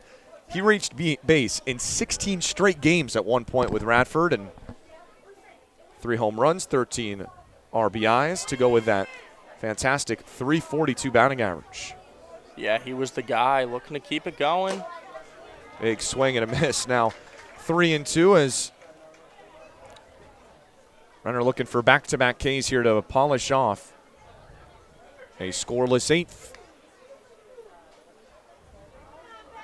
Whitaker, on top of being a great ball player, he's just a great kid, and it's really hard to cheer against him. He treats everyone with the utmost respect. He's the type of guy that you want on your team, especially in the community setting of these summer balls where you're coming in contact and shaping the lives of so many young baseball players that come to the games and families. That's the guy that you want. As you see in our camera shot, got a bunny out there in the outfield. Yeah. Never know what you're going to see. Back in 2019, we had a cat roam the field here at Guardians. Everyone's enjoying baseball tonight. Plenty of bunnies you'll find throughout the Newport area, and one finding its way here tonight in Guardians Field. Jake Berg looks at ball 1, and Jake Burley.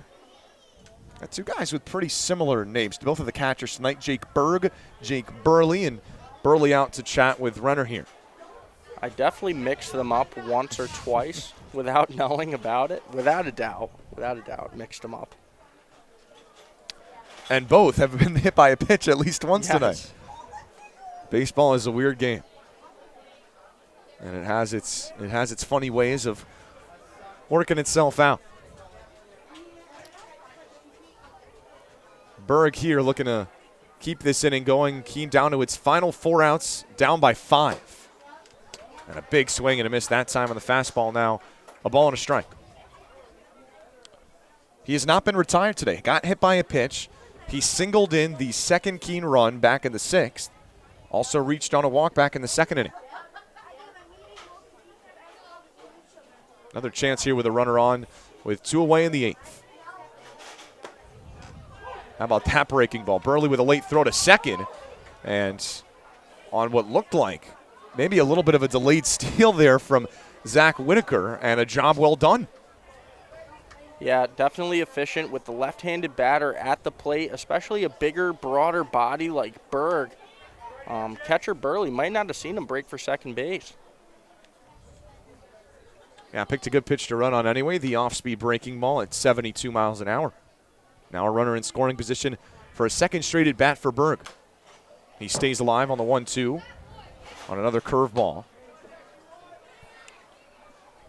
Playing in his first game against the Gulls. Did not appear in that game back on Tuesday. Native of Green Bay, Wisconsin. Plays his college ball at Jacksonville. Looking for a big hit right here. As that fastball coming in up and tight. A little bit of chin music as even this count up. Deuce is wild. 2 balls, 2 strikes, and 2 outs. Yeah, that'll wake you up.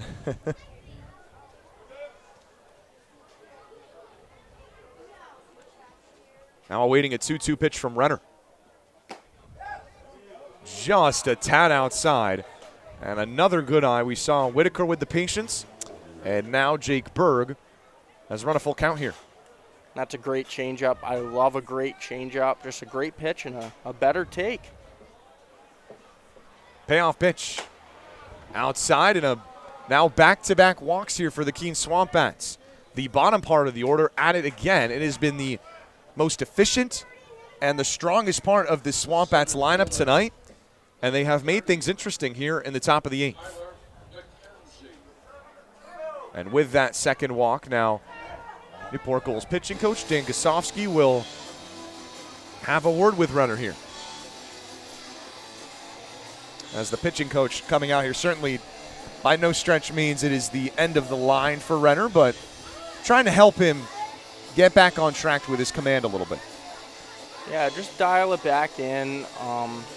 This is his 3rd inning of work. Not sure if that is his longest of the year thus far. As about to hit the 60 pitch mark on his next pitch. That's It's asking a lot for a guy that is used to that relief role, and so far has boded well tonight, just giving up the 1 run, but Keene with an opportunity to change that here. First 2 runners on for a guy with a multi-hit night, TJ McKenzie. He's been great in that 9 spot, almost acted as a second leadoff hitter for Sean McKenna's club. They would love a 3rd hit right here to bring him a run closer, if not a couple runs closer. Big cut and a miss on that fastball up top, and it's 1-1. Renner 2 2/3 deep after Levangie went 1. Colin Lowe 4 before that. Can he finish off a 3rd inning of relief right here? On second, Whitaker. On first, Jake Berg. And now McKenzie, the Vanderbilt Commodore, calls for time.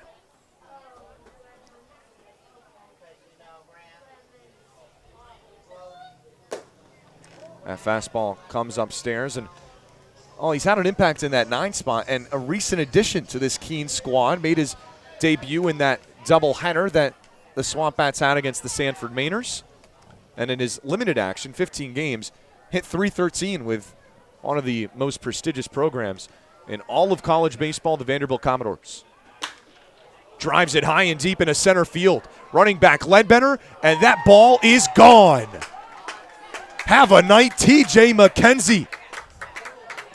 A 3-run shot, and this game ain't over. It's now a 7-5 ball game here at Cardines. What a swing by TJ McKenzie. Sits back on that fastball and drives it right smack dab up the middle. 383 feet. Would love to see where that lands at Alumni Field. That's a no-joke homer. I mean, we're talking about the sound of the crack of the bat, how it sounds different when you think it's leaving the yard. That ball was smoked, and after Renner had settled in nicely for 2 2/3, Swamp Bats finally get to him, and that's going to be the day as manager Frank Holbrook takes the ball. We will have the new pitcher for you for the Gulls when we come back. Keene has cut into this deficit. It is now a 7-5 Newport lead here in the 7th. We'll be right back.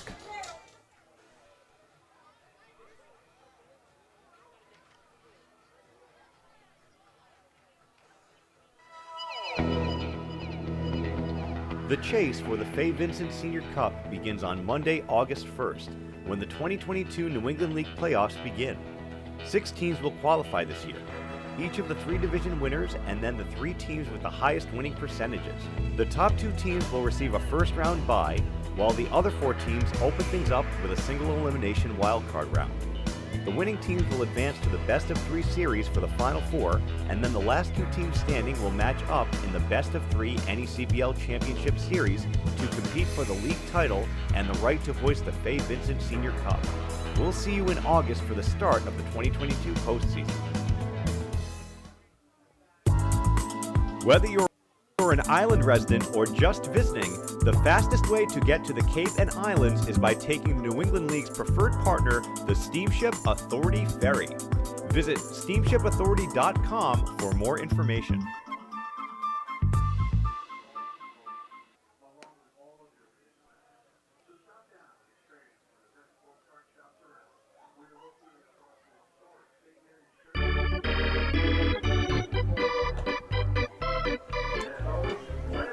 The Swamp Bats have worked their way back into it, and it is now a 7-5 score here at Cardines Field.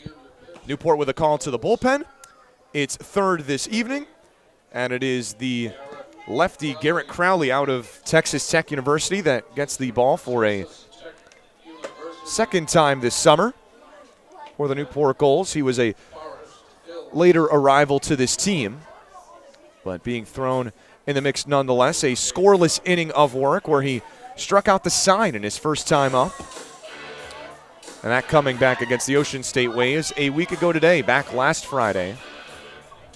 Just looking for 1 out here to get Newport back to the bottom of the 8th, where all of a sudden a little insurance might be needed.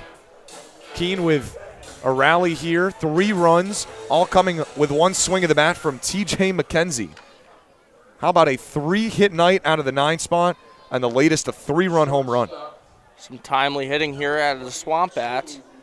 And this game tightened up quite a bit here with 2 outs in the 8th. Top of the order for James Broderick. There's a strike. We talked about it. The bottom part of the order. It's gotten it done, and Whitaker and Berg with back-to-back walks, and then McKenzie with an absolute shot over the center field fence here at Cardines. Well, one is hit back foul. And we were talking about it off the air when Newport went to the bullpen. It's only been close games here at Cardines Field. Newport with a 3-2 record in home games this season. None of those games have been decided by more than 3 runs. The magic of Cardines Field. As the 0-2 hit, Josh Kuroda-Grauer at shortstop, and it gets away from Kulasingam. He can't handle the one hopper, and this inning's going to continue on what was going to be a tight play anyway over at first base. Broderick hustling down the line, and the short hop kind of got Sammy K right there to extend the inning. When it rains, it pours. We saw it in the 4th inning for Newport. And baseball always finds a way to even it out, with Keene getting some calls and plays in their favor here in the 8th inning. Well, the bases were empty with 2 outs and Keene down by 5. Now the tying run is standing at the plate in Tony Santamaria, and he looks at strike 1. What a spot this is in a game that seemed like it was relatively in control for the Newport Gulls. Now a much, much tighter margin. Big cut and foul tip into the mid of Burley. And that's the start Crowley looking for. Had 0-2 to Santa Maria, 1 for 4 on the day. A single coming back in the 5th inning.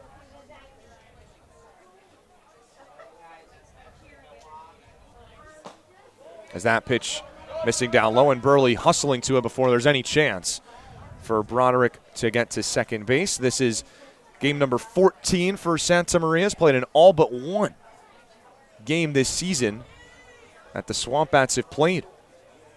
Been the keystone of this lineup. Goes the other way, 1 hopper, and Kulasingam eats it up and steps on the bag. That time he could stay in front of it.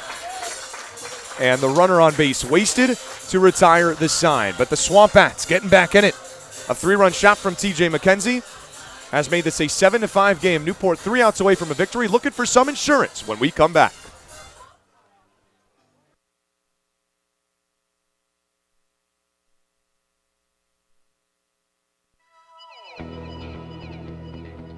The chase for the Fay Vincent Senior Cup begins on Monday, August 1st, when the 2022 New England League playoffs begin. 6 teams will qualify this year, each of the 3 division winners and then the 3 teams with the highest winning percentages. The top 2 teams will receive a first-round bye, while the other 4 teams open things up with a single elimination wildcard round. The winning teams will advance to the best-of-3 series for the Final 4, and then the last 2 teams standing will match up in the best-of-3 NECBL Championship Series to compete for the league title and the right to hoist the Fay Vincent Senior Cup. We'll see you in August for the start of the 2022 postseason. Whether you're an island resident or just visiting, the fastest way to get to the Cape and Islands is by taking the New England League's preferred partner, the Steamship Authority Ferry. Visit steamshipauthority.com for more information.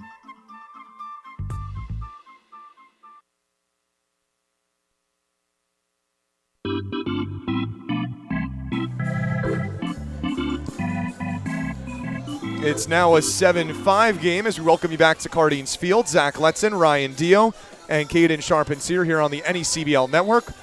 Gulls looking for some insurance, and they're going to do it against a new Keene pitcher out on the mound, a guy who closed it out against the Newport Gulls back on Tuesday with 3 spectacular innings.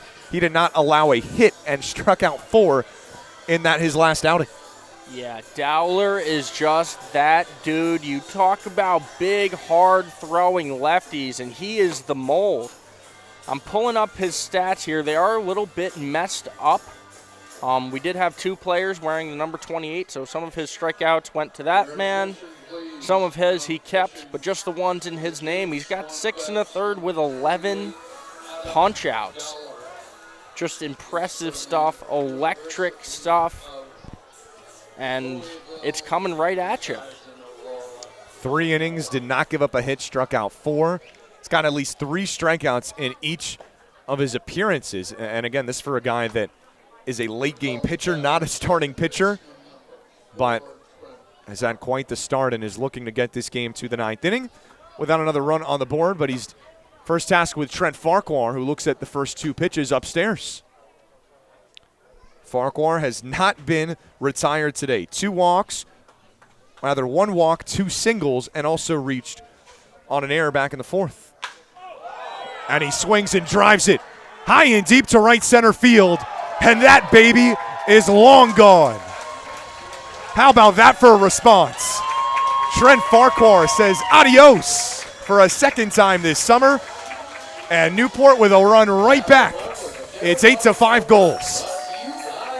I mean, when this man is hot, he is hot. And today he is on it from a bunt the at bat before to an absolute bomb in dead center field. You love to see that from the Newport Gulls. What a response.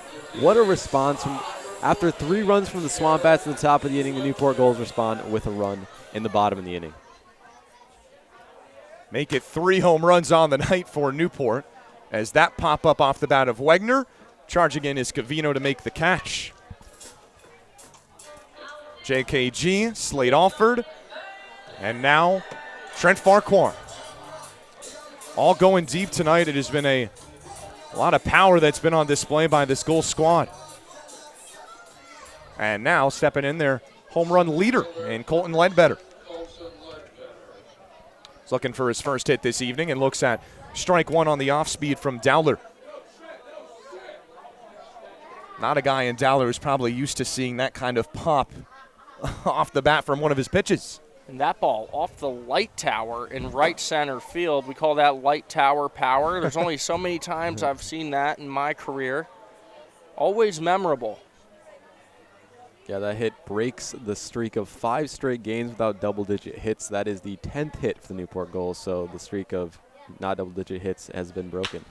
Ledbetter with a shot the other way. That'll get through for a single. Smoked off of his bat, stays on the ground, and make it 11 hits for the Newport Gulls. An offensive showing to really be proud of here this evening. And 8 runs on the board. That might not be the final tally. Alec Makarevich stepping in here with 1 out and 1 on.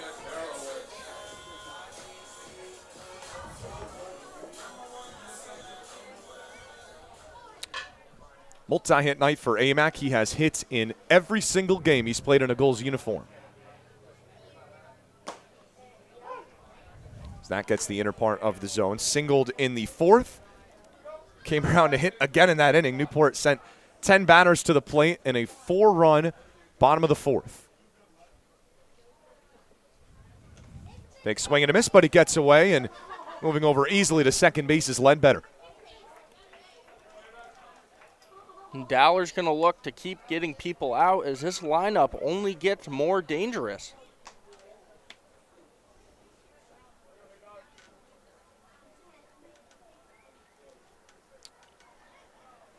Runner now on second for the Gulls for the ECU Pirate. Looking to drive in Newport's 9th run of the night.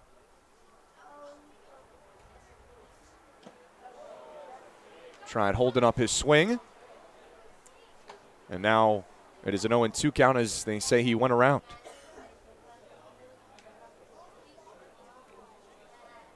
Eight runs on 11 hits for the Gulls, 5 runs on 7 hits for the Keene Swamp Bats.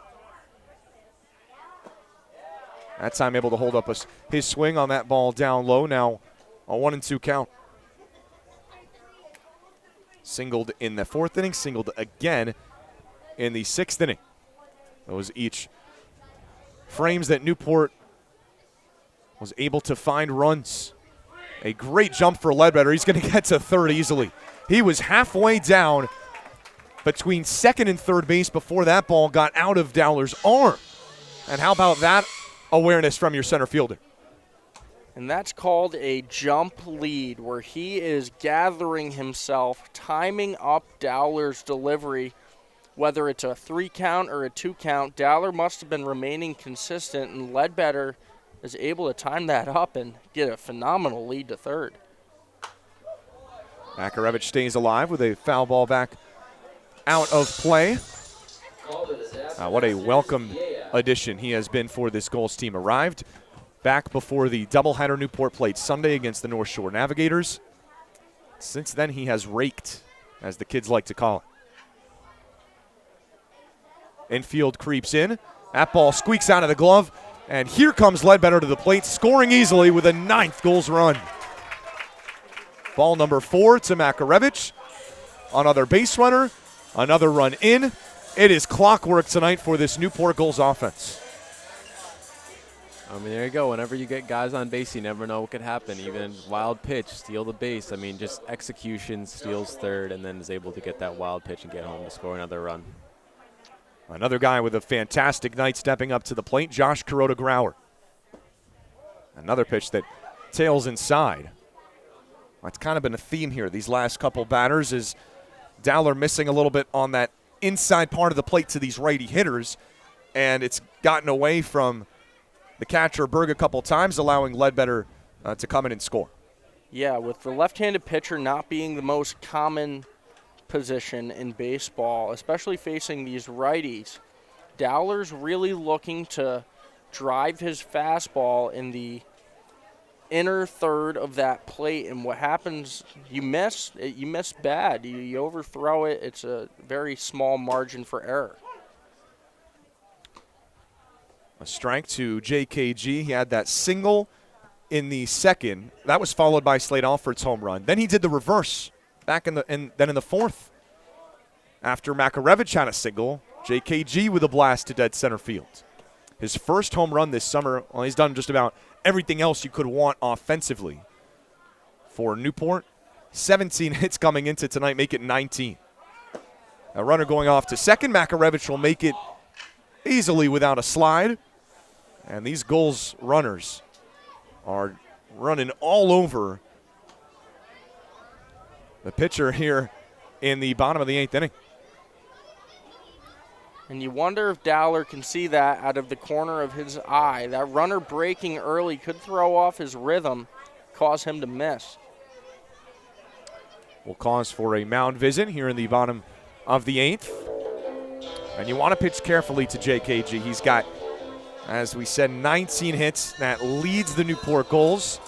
And that out of your 6th hitter tonight. I mean, that's pretty ridiculous stuff. It's just insane. I mean, we always talk about the depth of this lineup, but just JKG leads the team in hits, bats 6 right now. I mean, you could put him in a variety of spots in the lineup, but Olbrich chooses to put him in 6 today, and we don't know who he could be in tomorrow. I mean, you could be in a different spot of the lineup. It's just the flexibility and the versatility of this lineup. It's unreal. It has been a hit parade for the Gulls tonight. 11 of them. 9 runs. Something the Gulls really needed. 4 straight losses, but a real encouraging effort here tonight in front of their home fans. As JKG looks at ball 4, he is on base for a 3rd time tonight. The rare tough outing from Adam Dowler. Still just a ground ball away from getting himself out of this inning. See if he can do it on his own or if he needs some help from the Keene bullpen. I have to work through another guy that has a home run tonight, and Slade Alford, the Newport third baseman. And he gets clipped on that right leg with the first pitch. And that 88 out of his arm, that could not feel good for Slade, but luckily looks like he's doing all right as he walks his way slowly down to first base. Pushes each runner up 90 feet. Now the base is loaded here for the Gulls with 1 out in the 8th. This is not what the Swampats needed after that big 3-run blast to bring this game within 2 runs. Now that lead slowly creeping away from them. Newport's already got 2 of them back. Could easily get a 3rd here. Bags loaded for Spencer Smith, the Newport left fielder. Looks at ball 1. Makarevich at 3rd. JKG out on 2nd. Slade Alford on 1st.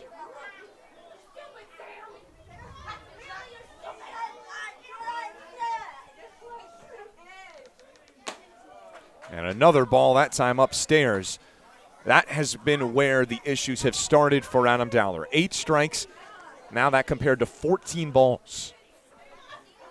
Working ahead of guys, putting yourself in the driver's seat always is a key to success. It's tough to succeed on the mound when you're constantly working from behind. A third ball to Smith, now in danger of walking in a run.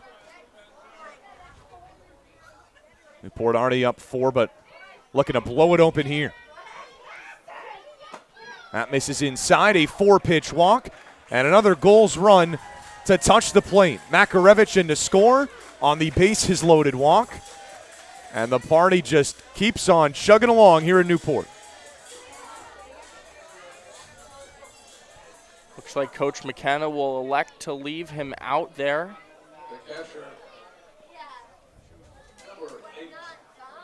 Let himself work himself out of this jam. That's now 3 straight that have reached, all without a hit. A walk, a hit by pitch, and another walk. As Burley looks at that pitch inside. I'll make it 4. Makarevich also with a walk. And while not doing yourself any favors, because the Gulls can just leave that bat on the shoulder if they're not getting pitches out over the zone. Just, there's no worse feeling than beating yourself. You can understand, you can tip your cap when your opponent beats you, but when you beat yourself, that's when it starts to get out of hand. It's another ball now, 2-0 the count to the 9-hitter Jake Burley. He's been hit by a pitch in his last 2 plate appearances. Popped him up and now back out of play. And so that'll end the streak of balls thrown as Smith walked on 4 pitches. Alford hit by the first pitch he saw. And if you're Dowler, you really need to work your way back into this count here. 1 out and the top of the Newport order standing on deck. Hey, sometimes all it takes is 1. Let's see what Dowler can do here. Bags loaded, full of goals. Here comes the 2-1 pitch. Another one that tails way too far inside, and Burley doing a little salsa dance to get out of the way there. Now a 3-1 count to the catcher from Brown University, hitting in that 9 spot, but as we've touched upon, you could make the argument knowing a lot more for his glove behind the plate. Has been on full display here tonight. 3-1. That misses upstairs. And another Gulls run will come in. Josh Kuroda-Grauer in to score. It is a 3-run frame for the Newport Gulls. Make it the 4th walk of the inning. And now that could do it here for Dowler. Looks like Garrett Rice will be getting his infield glove. And looks like we will have a position player pitching again. Garrett Rice has been the best pitcher in this Swamp Patch rotation. I would not be surprised here to watch himself get himself out of this jam. 3 runs for Keene in the top of the 8th, 3 runs for Newport in the bottom of the 8th, and a little bit of deja vu. 4 runs for Sanford in the top of the 8th on Wednesday.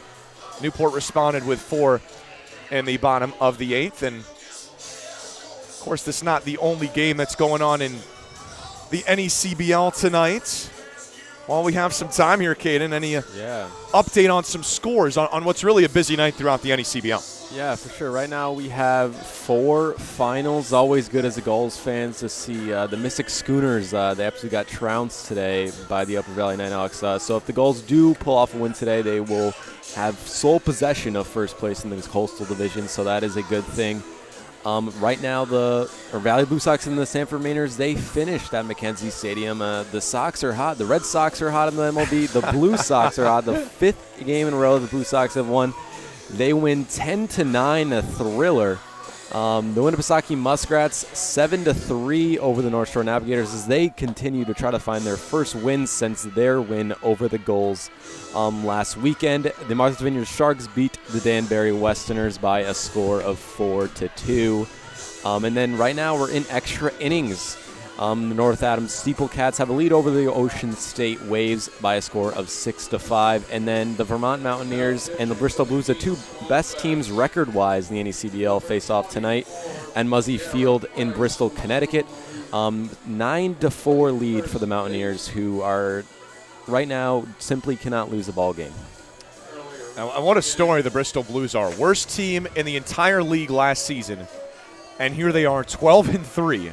12-3, a second-best record, like you said, Caden, and going up against the Vermont squad Newport saw opening night. They are 14-1 on the year. A couple of really talented teams. It's red hot. It's a game of runs, team of runs. You know, you can get out there, you lose one, but then you win 6 in a row, and, hey, you're right back in it. Oh, he talked about it. Adam Dowler is out of the game, and Garrett Rice, it is time for a position player to pitch, but not just any other position player, a guy with some pitching experience, and he faces Sam Kulisingham to start his appearance. Throws in a breaking ball in for a strike. 3 appearances, and in fact has not given up a run. 5 innings, 3 hits, and 5 strikeouts to go with a walk.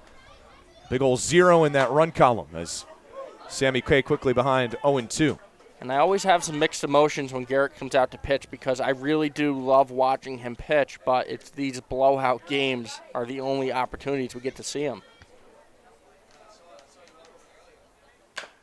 Kulisingham, a soft chopper back to the mound. Rice is going to take it to the bag and make the flip over to first, but it is a productive out for Sammy Kay. An RBI ground out offered in a score from third, and it's now a 12-5 Newport lead. For the man that he started it all this inning with a solo blast to center field in Trent Farquhar.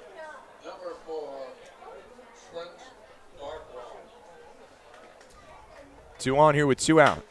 And he hits that back up the middle for a base hit. Trent Farquhar have a night. 1 run in to score. Here comes Burley. It's a 2 RBI single for Trent Farquhar. Give him a 4-hit night. 3 RBIs here in the 8th inning. And it is all goals. 7 runs in the 8th inning, 14 here on a Friday night. I mean, just talk about the absolute flip of the switch from last game. I mean, the offense was virtually invisible. Like, you couldn't even know if the offense was on the field. And now, right now, 14 runs on the board for the Newport Gulls. They did score 17 against the Sharks. So maybe they could break that. I don't know. Couple of touchdowns on the board, 14 on the board as number 14 steps in. Jared Wegner looks at strike 1. I think we might have our player of the game, a guy that's reached pace 6 separate times. 6 times. 4 of those on hits, and a home run and a 2 RBI single coming in the same inning. If you can believe that. He started the inning, and Wegner came in behind him. Jared Wegner is the 11th batter to come to the plate here in the 8th. I believe that's his second 4-hit game of the season. Against the Waves, he was 4 for 6. Wegner got underneath it, but he'll have another opportunity as it's hit back into the bleachers. And unfortunate news for some fans that I've just hopped over a couple of fans with their outreached arms. Everyone having fun. Newport all over Keene tonight by 9 runs now. Still a pretty good crowd in attendance. That off-speed misses outside.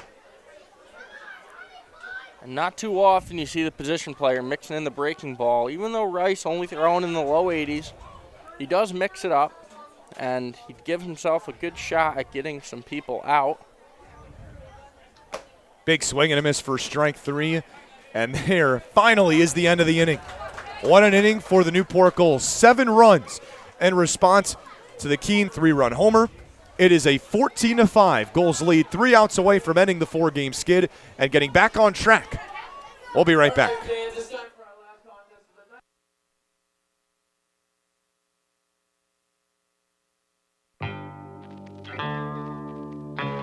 The chase for the Fay Vincent Senior Cup begins on Monday, August 1st, when the 2022 New England League playoffs begin. 6 teams will qualify this year. Each of the 3 division winners and then the 3 teams with the highest winning percentages. The top 2 teams will receive a first-round bye, while the other 4 teams open things up with a single elimination wildcard round. The winning teams will advance to the best-of-3 series for the Final Four, and then the last 2 teams standing will match up in the best-of-3 NECBL Championship Series to compete for the league title and the right to hoist the Fay Vincent Senior Cup.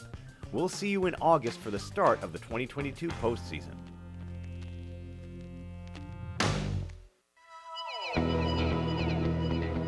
The chase for the Fay Vincent Senior Cup begins on Monday, August 1st, when the 2022 New England League playoffs begin. 6 teams will qualify this year, each of the 3 division winners and then the 3 teams with the highest winning percentages. The top 2 teams will receive a first-round bye, while the other 4 teams open things up with a single elimination wildcard round. The winning teams will advance to the best-of-3 series for the Final Four, and then the last 2 teams standing will match up in the best-of-3 NECBL Championship Series to compete for the league title and the right to hoist the Fay Vincent Senior Cup. We'll see you in August for the start of the 2022 postseason.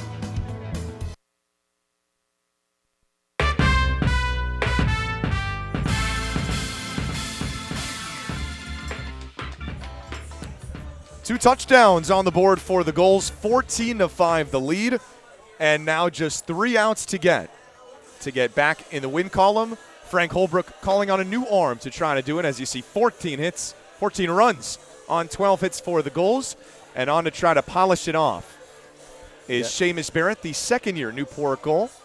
He's pitching here in his 3rd appearance this season, got the start on opening night for Newport, and 6 innings complete, 8 hits, 5 runs, all of them earned, and those just coming in the first inning against Vermont Mountaineers. He is not allowed a run since that innings. 5 straight scoreless innings. Yeah, 14 runs for the Newport Gulls tonight. It's the most runs at home for the Gulls since 2018, June 18th, when they put up 23 runs against the Danbury Westerners. So quite a while, 2018. So historic night here at Cardines. He faces 3, 4, and 5, the heart of this Keene order, which all of a sudden is in a much bigger hole than they were expecting. Just a 2-run game going into the bottom of the 8th. Now a 9-run game here in the top of the 9th to Covino. There's a strike. Guy that's seen a lot of success tonight, reaching base 3 times, including back-to-back walks. We've talked about him plenty, how he's led the way for the Swamp Bats team this summer. And you just can't do it all by yourself. That's the key. Certainly not a bad night offensively for the Swamp Bats with 5 runs. It's the free passes on the pitching side, and then just the slurry of home runs hit by this Newport team. Newport drawing 7 walks tonight, and that helped a lot on that trek to 7 runs in the bottom of the 8th inning, 4 walks in that inning. Here's Barrett's 1-2. Hit back to the fence, so we'll do it again. Those 2 walks for Covino in the 5th and the 7th. He also singled in the 1st. And, well, it has not been quite the night outside of him, but the bottom of the order's gotten it done for Keene. Just been overwhelmed by this Newport offensive awakening. And just timely hitting from Newport, hitting well with 2 outs and also runners in scoring position. 2 very important keys to success for a good offensive team. Hitting in those situations. Now a 2-2 count to the second baseman. Watches that fastball miss out and away. Get the nod in that 3 spot tonight, and at the exact spot that he was in back on Tuesday against the Gulls. He's got 3 walks between those 2 games, may have a 4th here. That one's in there for strike 3. Down to the inside part of the plate. Covino cannot believe it. But that is out number 1 here in the 9th. 91 right there, right under the hands. And we have it on our TrackMan here. That's right on the black. You got it. Good pitch. Definitely could have gone either way. And now 1 away for the man we just saw finish out the bottom of the 8th inning. Garrett Rice out on the mound. He steps in. He started this game at first base. Finishes it on the bump. and hasn't had quite the night he's wanted at the plate. 0 for 4 with 4 punch-outs. Not quite Shohei Ohtani. Still working on it. They got to start somewhere. And just the ability to be a guy that has not given up a run as a pitcher and be a cleanup hitter that's still pretty good. Not bad. We'll cut him some slack. Yeah. That pitch sailing upstairs. Barrett got that start on opening night against Vermont, and while the first inning did not go quite well, he was strong after that, a couple shutout innings, and Newport pitched 6 shutout innings straight in that game as a pitching staff. As that is upstairs for ball 4. So Garrett Rice reaches for the first time tonight, and a 1-out base runner here for the Swamp Bats and for Jackson Ross. Newport also walking their fair share of guys this game. Just the onslaught on offense, just kind of erasing some of their struggles today with command. We talked about the talent plenty in this Newport order. It has really, really showed here tonight. Jackson Ross, a pop out his last time up to the second baseman. He looks at a ball out of the zone. Had a double in the 6th and ended up coming around to score. Just looking to keep the line moving here, trying to bring the next guy up. Hey, that's all you can do. That fastball misses inside from Barrett. I mentioned it in his second summer with the Newport Gulls. One of 4 returners. And one of 3 pitchers. Made 2 appearances last year in a Gulls uniform, including 1 start. That pitch getting in the dirt, and Burley again out ahead of it and preventing any movement on the base paths. Pitched 12 1/3 innings with the Louisville Cardinals this past season. 19 strikeouts in those innings. He's been efficient since his first inning this summer and was efficient back in the spring with the Cards. Looking for 2 more outs here to end this ball game. But instead fires a ball 4 down low. And so now back-to-back walks for Keene. Putting 2 on here with just 1 out for Jaden Brown.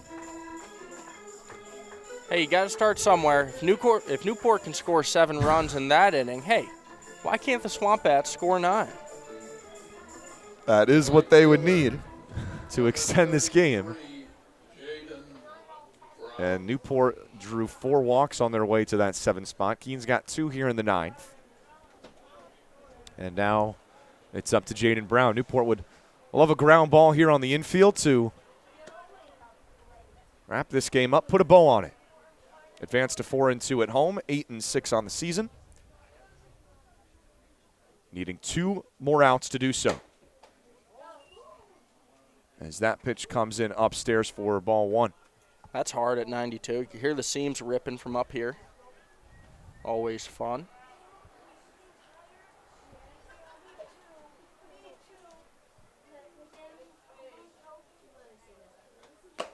Big cut and a miss, yet another fastball sticking in that 90-mile-per-hour range.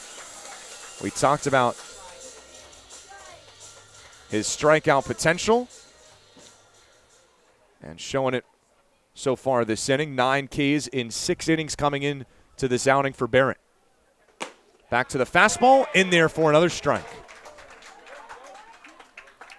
Oh, he's bringing the heat, staying right at 91 miles an hour, and now it's a 1-2 count. And that's beautiful right there. Not much Brown can do there. Nice pitch. Here comes the 1-2 to the breaking ball that time, and missed down low. Well, that can really throw you off. You're sitting maybe expecting fastball, 3 straight fastballs, and then he takes 16 miles per hour off of it. 2-2. That misses down just a tad low. Burley trying to frame it, but now a full count, and well, the last thing he wants to do here is load the bases here on 3 walks. A big pitch here. Not a hit yet for the Keene Swamp Bats this inning. Down to their final 2 outs. As that smack shallow in the outfield, Farquhar racing back, and he makes the catch. Over the shoulder, are you kidding me? What can't Trent Farquhar do? Yeah, we talked about player of the game. I mean, it was already wrapped up, but jeez, what a catch. I mean, Oh my goodness. the sunglasses are flying off, as you guys see, but wow, what a catch. Over the shoulder, right into the breadbasket. Willie Mays-esque There you at second go. base. Mays did it in center. Farquhar doing it in no man's land as Makarevich was charging in hard and not only made the catch, avoided a collision there. Keene down to their final out now. And the last opportunity comes with Zach Whitaker. See, we got football scores in this game. We want to avoid football tackles. We want to keep the guys healthy out there. Couple touchdowns for the Gulls, 14-5. As the 1-0 hit high in the air into right field, sailing quickly. And that's a foul ball. Not a whole lot of space, really at all, as you got to look at that wide shot, and it found its way onto the roof by the warehouse. A slow roll. Oh, it's going to get back down there. Or will it? It's like watching Tiger Woods trying to hit that putt at the Masters. It is back onto the grass. Oh, we're having some fun. I think that's a fair ball now, right? It fell back into fair territory. Right. There's really no space once you get past the new Cardines Field scoreboard in just its third year here, and where the warehouse meets that line down in right field. I love the dimensions here, I really do. Just that it's one of the best parts about playing these leagues. You get to see all these new parks with all their own features, and Cardine certainly at the top of the list.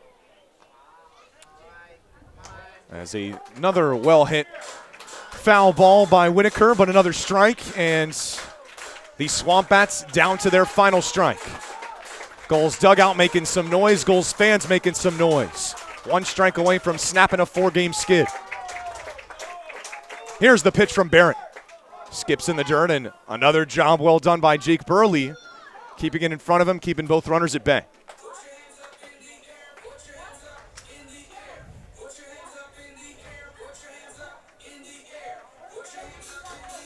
Two walks, but now a strike away from ending it. From ending what would be the most impressive Gulls home win this season. 2-2 the count to number 2, Zach Whitaker. The pitch. Hit back up the middle and through for a base hit. That'll find its way near the left center gap, coming in and scoring the 6th Keene Swamp Bats run is Garrett Rice. And how about an RBI double from Zach Whitaker? This bottom part of the Keene order at it again. Great job staying composed, even though he finds himself with 2 strikes in that count. Sees that 92-mile-an-hour fastball at the knees, drives it right over the shortstop's head for an RBI double. And this game continues now for, well, a guy that if he makes the last out, he'd be making his first out of the entire game. Jake Berg, the 8-hitter, Keene's catcher, fouls off the first pitch, and, well, that bat, or the ball may have gotten Burley's hand there. For Berg, a walk in the first, hit by a pitch in the 5th, a single in the 6th, and walked again in the 8th inning. But he has to get on right here, or this game is over. Here's Barrett's 0-1. Big cut and a miss. Out ahead, 0-2, and again, the Swamp Bats down to their final strike.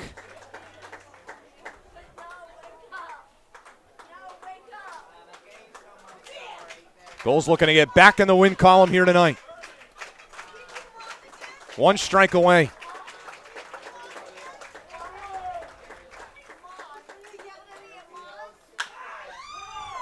Chopped over to Kulisingham. He flips over to first, and the Newport Gulls are back in the win column. Newport gets it done over Keene here tonight by a final of 14-6. A complete game effort and an emphatic victory.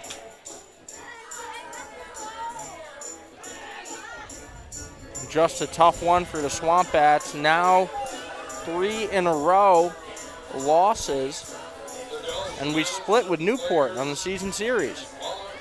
Keene winning game 1 6-0. Newport winning game 2 14-6. We talked about it, Caden. It needed to be offense that turned things around, and it was offense here tonight. You get a look at the final outs. The 4-game losing streak is no more. Newport, its 8th win of the season. An offensive performance that it really needed, and boy, did they deliver tonight.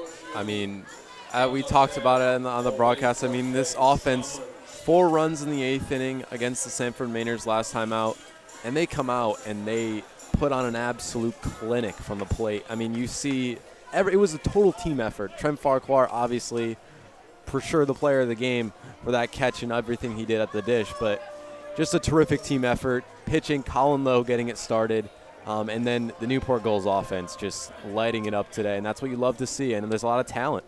Well, dating back to that 4 runs in the 8th inning, of course, Newport went 26 innings without a run, and then starting with that 8th inning, now 18 runs in just a 10-inning span here for the Newport Gulls. It was quite the turnaround, and not the night Keene was exactly looking for from a pitching standpoint. It's been really up and down for both of these teams this season. Newport moves to 8-6. Keene has to go back to the drawing board here a little bit now with its 3rd straight loss. Yeah, I still like the offensive effort tonight. It was just a bad night to catch the Gulls. All over it, 3 homers, a good pitching performance, and I'm glad that you guys got yourselves back in the win column. We'll look to do the same thing tomorrow. Well, it is an important stretch, a very important one for the Newport Gulls. Tomorrow, out at Martha's Vineyard for the 2nd time this season. They face the Sharks out in the Shark Tank. Then Sunday, playing for the first time ever at Don Stadium, a doubleheader against the Newport Gulls, against the Mystic Schooners. And then back here on Monday to face the Vineyard again. Well, it's been a pleasure having you up here, Ryan. It's been a fun night. You know, we got some fantastic stories. You're making history here as the first broadcast partner to be a former pitcher of the opposing team. It was fantastic. It was great, man. I love Cardines. I love the Gulls. It was a great atmosphere. The hospitality was awesome, and I'm a little sad that that's gonna be our last time working together. I know, it's crazy. Only 2 games against non-divisional opponents. Who knows what the postseason has in store, but for now, Ryan, been a pleasure, and you got a long bus ride back with the squad back up to Keene, New Hampshire, a 3-hour drive, but like I said, it's been great. This was a blast, telling the stories, just having a good time up here. Hey, man, appreciate it so much. All right, well, that's going to do it for myself and Ryan from up in the booth. I will now go to try to find Trent Farquhar, tonight's South Coast Health Player of the Game. But until then, don't go anywhere, because we'll stay right here on the NECBL Broadcast Network. And our field reporter, Caden Sharpentier, will give you plenty of insight on what was a unbelievable offensive night here for the Newport Gulls, Caden. That's right, Zach. I mean, this was just a terrific win, obviously, ending a 4-game skid. The Keene Swamp Pats extend their losing streak to 3 games. Tough situation for them. This is exactly what the Newport Gulls needed. As Zach alluded to, arguably the most important stretch for the Newport Gulls so far this season is coming up. Next 5 games are all against divisional opponents, including a doubleheader at Dodd Stadium on Sunday against the Mystic Schooners. The Newport Gulls have a half-game lead over the Mystic Schooners right now in the Coastal Division after the Schooners lost 10-1 to the Upper Valley on the road tonight. So that is a positive for the Newport Gulls, and they get the win and get the division lead back. That's huge, but this division is very, very tight. So you're going to need to win those division games. I mean, you look at it, Martha's Vineyard won tonight. So it's looking very, very tight right now for the Newport Gulls. You got to execute when you can in terms of division matchups. And they're coming up, and they're coming hot and heavy, and the Newport Gulls have to be ready. This is a really momentum-swinging win for the Gulls, and we talked about it. The tide has finally turned in the Newport Gulls' favor. 14 runs, as I said on the broadcast. the most runs since June of 2018 here at Cardines Field for the Newport Gulls. Just an impressive showing. You'll love to see it in an offense that was just not doing much for a considerable amount of time. And they show up when it mattered the most here today with a 7-run bottom of the 8th. Just a terrific showing for the Newport Gulls offense. They had contributions from all over. You'll hear from the player of the game, Trent Farquhar, who went 4 for 5 with 3 RBIs, scored 2 runs. You had Sam Kula-Singham. He had 3 RBIs and a hit today. You had Amac with 2 hits, 2 RBIs, 2 for 4 today for the East Carolina Pirate. And then Josh Kuroda-Grouter, 2 for 4, scored 3 runs, had an RBI and a walk. And Slade Alford with a bomb, had 2 RBIs. He went 1 for 3, but he also had that home run, as I mentioned. And then you only had 2 guys in this lineup that did not record a hit, and those are your 3-4 hitters. So you're getting contributions from all over this lineup, and that's exactly what you love to see from the Newport Gulls right now. Just getting contributions. Spencer Smith with the double. And you have guys just getting on base consistently. As I said, there are only 2 guys right now, and Wegner and Burley were the only 2 that did not record a hit in this game. But only 2 guys did not record an RBI. So you had 7 guys record at least 1 RBI for the Newport Gulls. It's a fantastic performance from them. You'll love to see it after a stretch that, obviously you want to forget about it because the offense, for the pitching standpoint, was fantastic. The offensive standpoint, not so great. But now they turn the page. They turn the tide. They turn the page into a new day. Tomorrow, they travel to the Shark Tank at Martha's Vineyard to face the Martha's Vineyard Sharks. 7:05 first pitch. That's tomorrow. And then I said, as I alluded to, Sunday against the Mystic Schooners over at Dodd Stadium in Norwich, Connecticut. They're going to play that, a doubleheader. 3 o'clock first pitch for the first one and a 6 o'clock first pitch for the second game. But as far as this game, it's exactly what you need. I said this it snaps a 5-game streak without double-digit hits. Now you have a 12-hit game for the Newport Gulls. A nice fielding day. Obviously, you had that one error, but just a really good day from the field. You had that nice catch from Spencer Smith, those really clean groundouts from Kuroda-Grouter with some pretty hard-hit baseballs, and is able to handle them pretty sweetly. You love to see that from this Gulls team. As I said, a beautiful team performance. But, this is exactly what you need. They left 8 men on base last time against Keene. On the road, they lost 6-0. They weren't able to get a run across in that game, and now they get 14, and they split the season series. Just a huge turnaround, and you get Jared Wegner back. Obviously, he did not record a hit tonight, but it's okay. That is fine. He was able to get on the field, and he's able to get used to the flow of the baseball game, and he's back. And this guy, unanimous all Big East first team. He knows how to hit the baseball, knows how to make an influence on the game. And we're going to see him get his first hit for the Newport Gulls sooner rather than later. It could be tomorrow. If he starts tomorrow, it could be the next day. But he is 100% ready to make a really big impact on this Newport Gulls offense that has so many weapons. They have, Ledbetter, Kula-Singham, Kuroda-Grouter. It's so deep, as we talked about. Just Wegner, you still have that guy, and he hasn't been here a lot, which is tough for the Newport Gulls. And now you have him, and you have more weapons. They're just continue to adding. You get Amac back. But yeah, that is it. That's it for me from the booth. I will throw it down to Zach Letson for the interview of the player of the game interview for Trent Farquhar, by far the player of the game. Thank you so much for joining me. I'll be back Monday here at Cardines Field. I'll swing it back to Zach for the player of the game interview. All right, a fairly easy choice for tonight's South Coast Health player of the game, Newport second baseman Trent Farquhar. Trent, you had 3 hits, but I first want to start with that catch out in the 8th inning, a circus kind of grab. What's going through your mind? Because you got Alec in right field charging in, and you're going out making that catch. What's going through your mind as you try to go over the shoulder there? Yeah, I'm just trying to go make a play for my pitcher and just do the best I can to make a play for him. I wasn't sure where Alec was on the play, so in my mind, I'm the only guy to go catch that ball, so I had to go get it for Moose. Well, I mean, we got to talk about the offense, right? 14 runs on the board. You reached base 6 times, scored that ball up pretty good in the 8th inning. What's your approach? Like, how did you have so much success tonight? Thank you. I was just trying to stay smooth, stay relaxed today. I've been getting a little antsy lately, but just staying smooth and just trusting my own hands. And luckily, I was able to find some barrels tonight, so it's a good night.